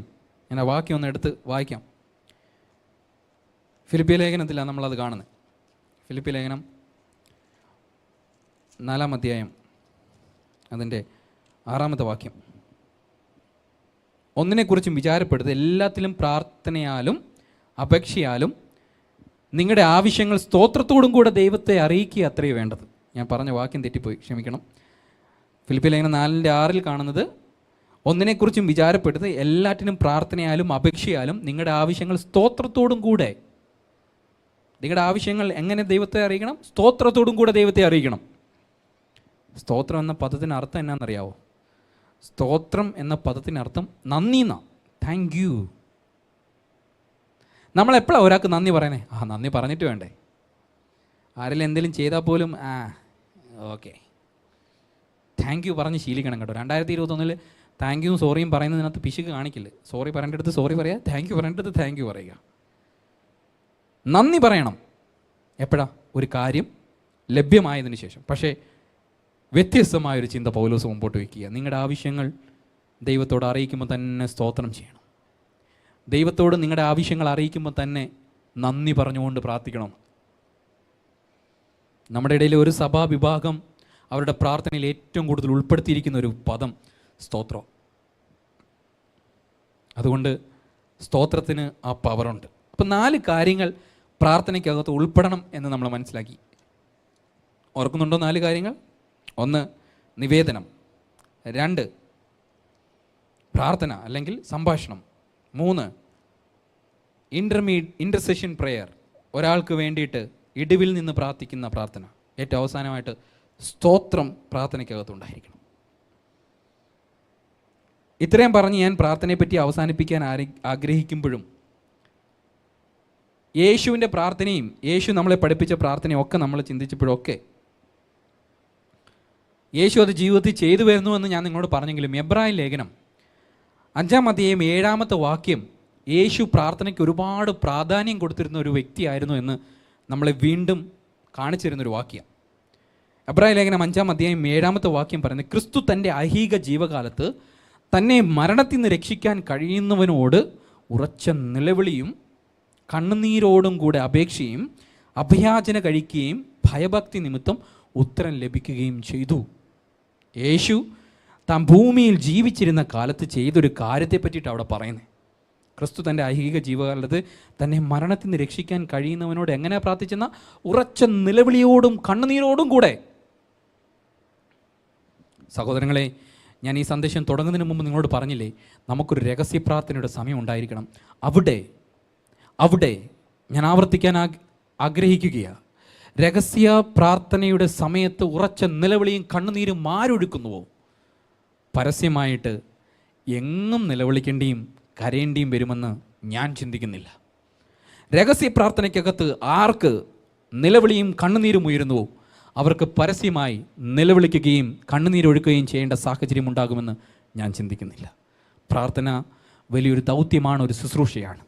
യേശു തൻ്റെ ജീവിതത്തിൽ നമുക്ക് കാണിച്ചു തന്ന ഏറ്റവും വലിയ മാതൃകയാണ്. പക്ഷേ യേശുവിൻ്റെ അത്ഭുതങ്ങൾക്ക് പുറകെയും യേശുവിൻ്റെ സൗഖ്യങ്ങൾക്ക് പുറകെ ഒക്കെ പോകുമ്പോൾ മനുഷ്യൻ യേശു ചെയ്ത ഈ മാതൃക മറന്നു പോകുന്നോ എന്നൊരു സംശയം. യേശു രോഗികളെ സൗഖ്യമാക്കിയതുപോലെ എനിക്കും സൗഖ്യമാക്കണമെന്ന് ആഗ്രഹിക്കുന്നു, നല്ല കാര്യമാണ്. യേശു ഭൂതങ്ങളെ പുറത്താക്കിയതുപോലെ എനിക്കും ഭൂതങ്ങളെ പുറത്താക്കണമെന്ന് ആഗ്രഹിക്കുന്നു, നല്ല കാര്യമാണ്. പക്ഷേ യേശു മനുഷ്യനുടെ ശുശ്രൂഷ ചെയ്യുമ്പോഴും പകൽ ദേവാലയങ്ങളിൽ ഉപദേശിച്ചും രാത്രി താൻ പിതാവിനോട് സമയങ്ങൾ ചെലവഴിച്ചത് മാതൃകയാക്കാൻ എത്ര പേരുണ്ട്? 2021 ഞാനൊരു ചലഞ്ച് മുമ്പിലേക്ക് വയ്ക്കുകയാണ്. 2021 ഈ സന്ദേശം കേൾക്കുന്ന ബഹുഭൂരിപക്ഷം പേരും പ്രാർത്ഥനയിലേക്ക് മടങ്ങി വരട്ടെ, പ്രാർത്ഥിക്കുന്നവരായി തീരട്ടെ. ഞാൻ ഈ സന്ദേശം പറയുമ്പോൾ ഒത്തിരി പേര് എന്നെ കേൾക്കുന്നുണ്ട്, ഒത്തിരി പേർ. ഇതിന് മുമ്പത്തെ സന്ദേശങ്ങളും ഞാൻ പ്രസംഗിച്ച ഒരു പ്രസംഗകൻ എന്ന നിലയിൽ ധാരാളം ആളുകൾ കേട്ടിട്ടുണ്ട്. പ്രസംഗിക്കുന്നവനെ അങ്ങനെ ലോകം കാണുകയും കേൾക്കുകയും ഒക്കെ ചെയ്യും. പക്ഷേ പ്രാർത്ഥന എന്ന ശുശ്രൂഷയുടെ മഹത്വം അവിടെ നിൽക്കുന്നത്.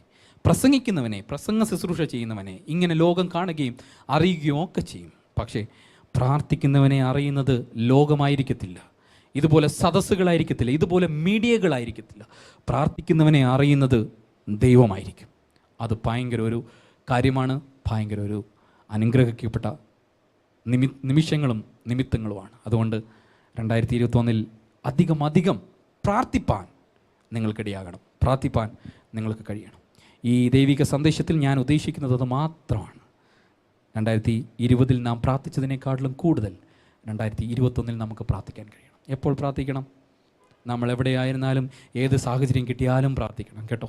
ഈ സന്ദേശത്തിൻ്റെ അവസാനം ഞാൻ അത് ഓർമ്മിപ്പിക്കാൻ വിട്ടുപോയി. നമുക്ക് സാഹചര്യങ്ങളില്ല പ്രാർത്ഥിക്കുന്നതിന്. എബ്രായ ലേഖനത്തിൽ എന്താ പറയുന്നത്? ഏത് സമയത്തും കൃപാസനത്തിലേക്ക് അടുത്ത് ചെല്ലുവാൻ, ഏത് സമയത്തും കൃപാസനത്തിലേക്ക് അടുത്ത് ചെല്ലുവാൻ യേശു മുഖാന്തരം അവകാശവും അധികാരവും കിട്ടിയവരാണ് നമ്മൾ. അതുകൊണ്ട് പ്രാർത്ഥിക്കുന്നതിന് ഇന്ന സമയവും ഇന്ന സാഹചര്യം ഇന്ന സ്ഥലം എന്നൊന്നുമില്ല. ഇന്ന സ്ഥലത്ത് പോയിരുന്ന് പ്രാർത്ഥിച്ചാൽ ദൈവം നോ നോ നോ നോ. നിങ്ങൾ ഡ്രൈവ് ചെയ്യുമ്പോൾ പ്രാർത്ഥിക്കും, നിങ്ങൾ കോളേജിലും സ്കൂളുകളിലും ആയിരിക്കുമ്പോൾ നിങ്ങൾക്ക് പ്രാർത്ഥിക്കും. അങ്ങനെ പ്രാർത്ഥിക്കാൻ കിട്ടുന്ന ഏത് സാഹചര്യത്തിലും പ്രാർത്ഥിക്കുക, പ്രാർത്ഥനയിൽ വളർന്നു വരിക. ഈ സന്ദേശം നിങ്ങളെ ധാരാളമായിട്ട് സഹായിച്ചു എന്ന് ഞാൻ വിശ്വസിക്കുന്നു. പ്രാർത്ഥനയിൽ അങ്ങനെ മുമ്പിലേക്ക് വരാൻ, അങ്ങനെ മുമ്പോട്ട് പോകുന്നവരായി തീരാൻ നിങ്ങളെ ദൈവം സഹായിക്കട്ടെ.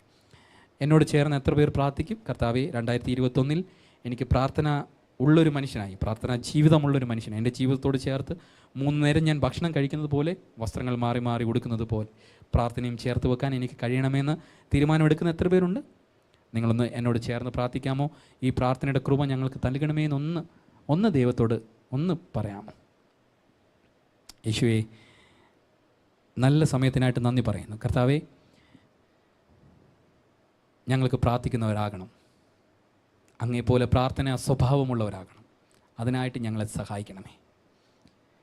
ദൈവമേ, ഞങ്ങളുടെ ജീവിതത്തിൽ പ്രാർത്ഥന ഇല്ലാതെ ഒന്നും ഉണ്ടാകരുതേ കർത്താവേ. ഞങ്ങളുടെ ജീവിതത്തിൽ എടുത്തു വെക്കുന്ന തീരുമാനങ്ങൾക്ക് മുമ്പിൽ ഒരു പ്രാർത്ഥന ഉണ്ടാകട്ടെ. ഞങ്ങളുടെ ജീവിതത്തിൽ എടുത്തു വെക്കുന്ന കാലടികൾക്ക് മുമ്പിൽ ഒരു പ്രാർത്ഥന ഉണ്ടാകട്ടെ. അതും ദൈവഹിതം അറിഞ്ഞു പ്രാർത്ഥിപ്പാൻ ഞങ്ങളെ സഹായിക്കണമേ. യേശുവിൻ്റെ ഇഷ്ടത്തിനായിട്ട് ഞങ്ങളുടെ ജീവിതത്തെ, ഞങ്ങളെ സമസ്തമായിട്ട് അങ്ങ് ഞങ്ങൾക്ക് നൽകിയ എല്ലാ അനുഗ്രഹങ്ങളെയും ഞങ്ങൾ സമർപ്പിക്കുകയാണ്. ഈ രാത്രി എൻ്റെ സന്ദേശം കേട്ട എല്ലാ കൂട്ടുകാരെയും അവിടുന്ന് അനുഗ്രഹിക്കണമേ, ആശീർവദിക്കണമേ. അവരുടെ കുടുംബങ്ങളെ അനുഗ്രഹിക്കണമേ, ആശീർവദിക്കണമേ. 2021 അങ്ങയുടെ വരവ് ഞങ്ങൾ കാണുന്നില്ലെങ്കിൽ ഭൂമിയിൽ പരീക്ഷയിലാക്കപ്പെടാതെ അങ്ങയുടെ ശബ്ദം കേൾക്കുന്ന ഭക്തരായി, അങ്ങയുടെ ശബ്ദം കേൾക്കുന്ന നല്ല കുഞ്ഞുങ്ങളായിട്ട് എപ്പോഴും ആയിരിക്കാൻ അവിടുന്ന് ഞങ്ങളെ സഹായിക്കണമേ കർത്താവേ. ഞങ്ങളെ മക്കളായിട്ട് അവിടുന്ന് കൈക്കൊള്ളുന്നതിനായിട്ട് സ്തോത്രം. അവിടുന്ന് ഞങ്ങളെ സ്നേഹിക്കുന്നതിനായിട്ട് സ്തോത്രം. എല്ലായ്പ്പോഴും അവിടുന്ന് ഞങ്ങളുടെ കൂടി ഇരിക്കുന്നതിനായിട്ട് നന്ദി. ഞങ്ങളുടെ പ്രാർത്ഥനയും കേട്ടതിനായിട്ട് സ്തോത്രം. യേശുവിൻ നാമത്തിൽ തന്നെ.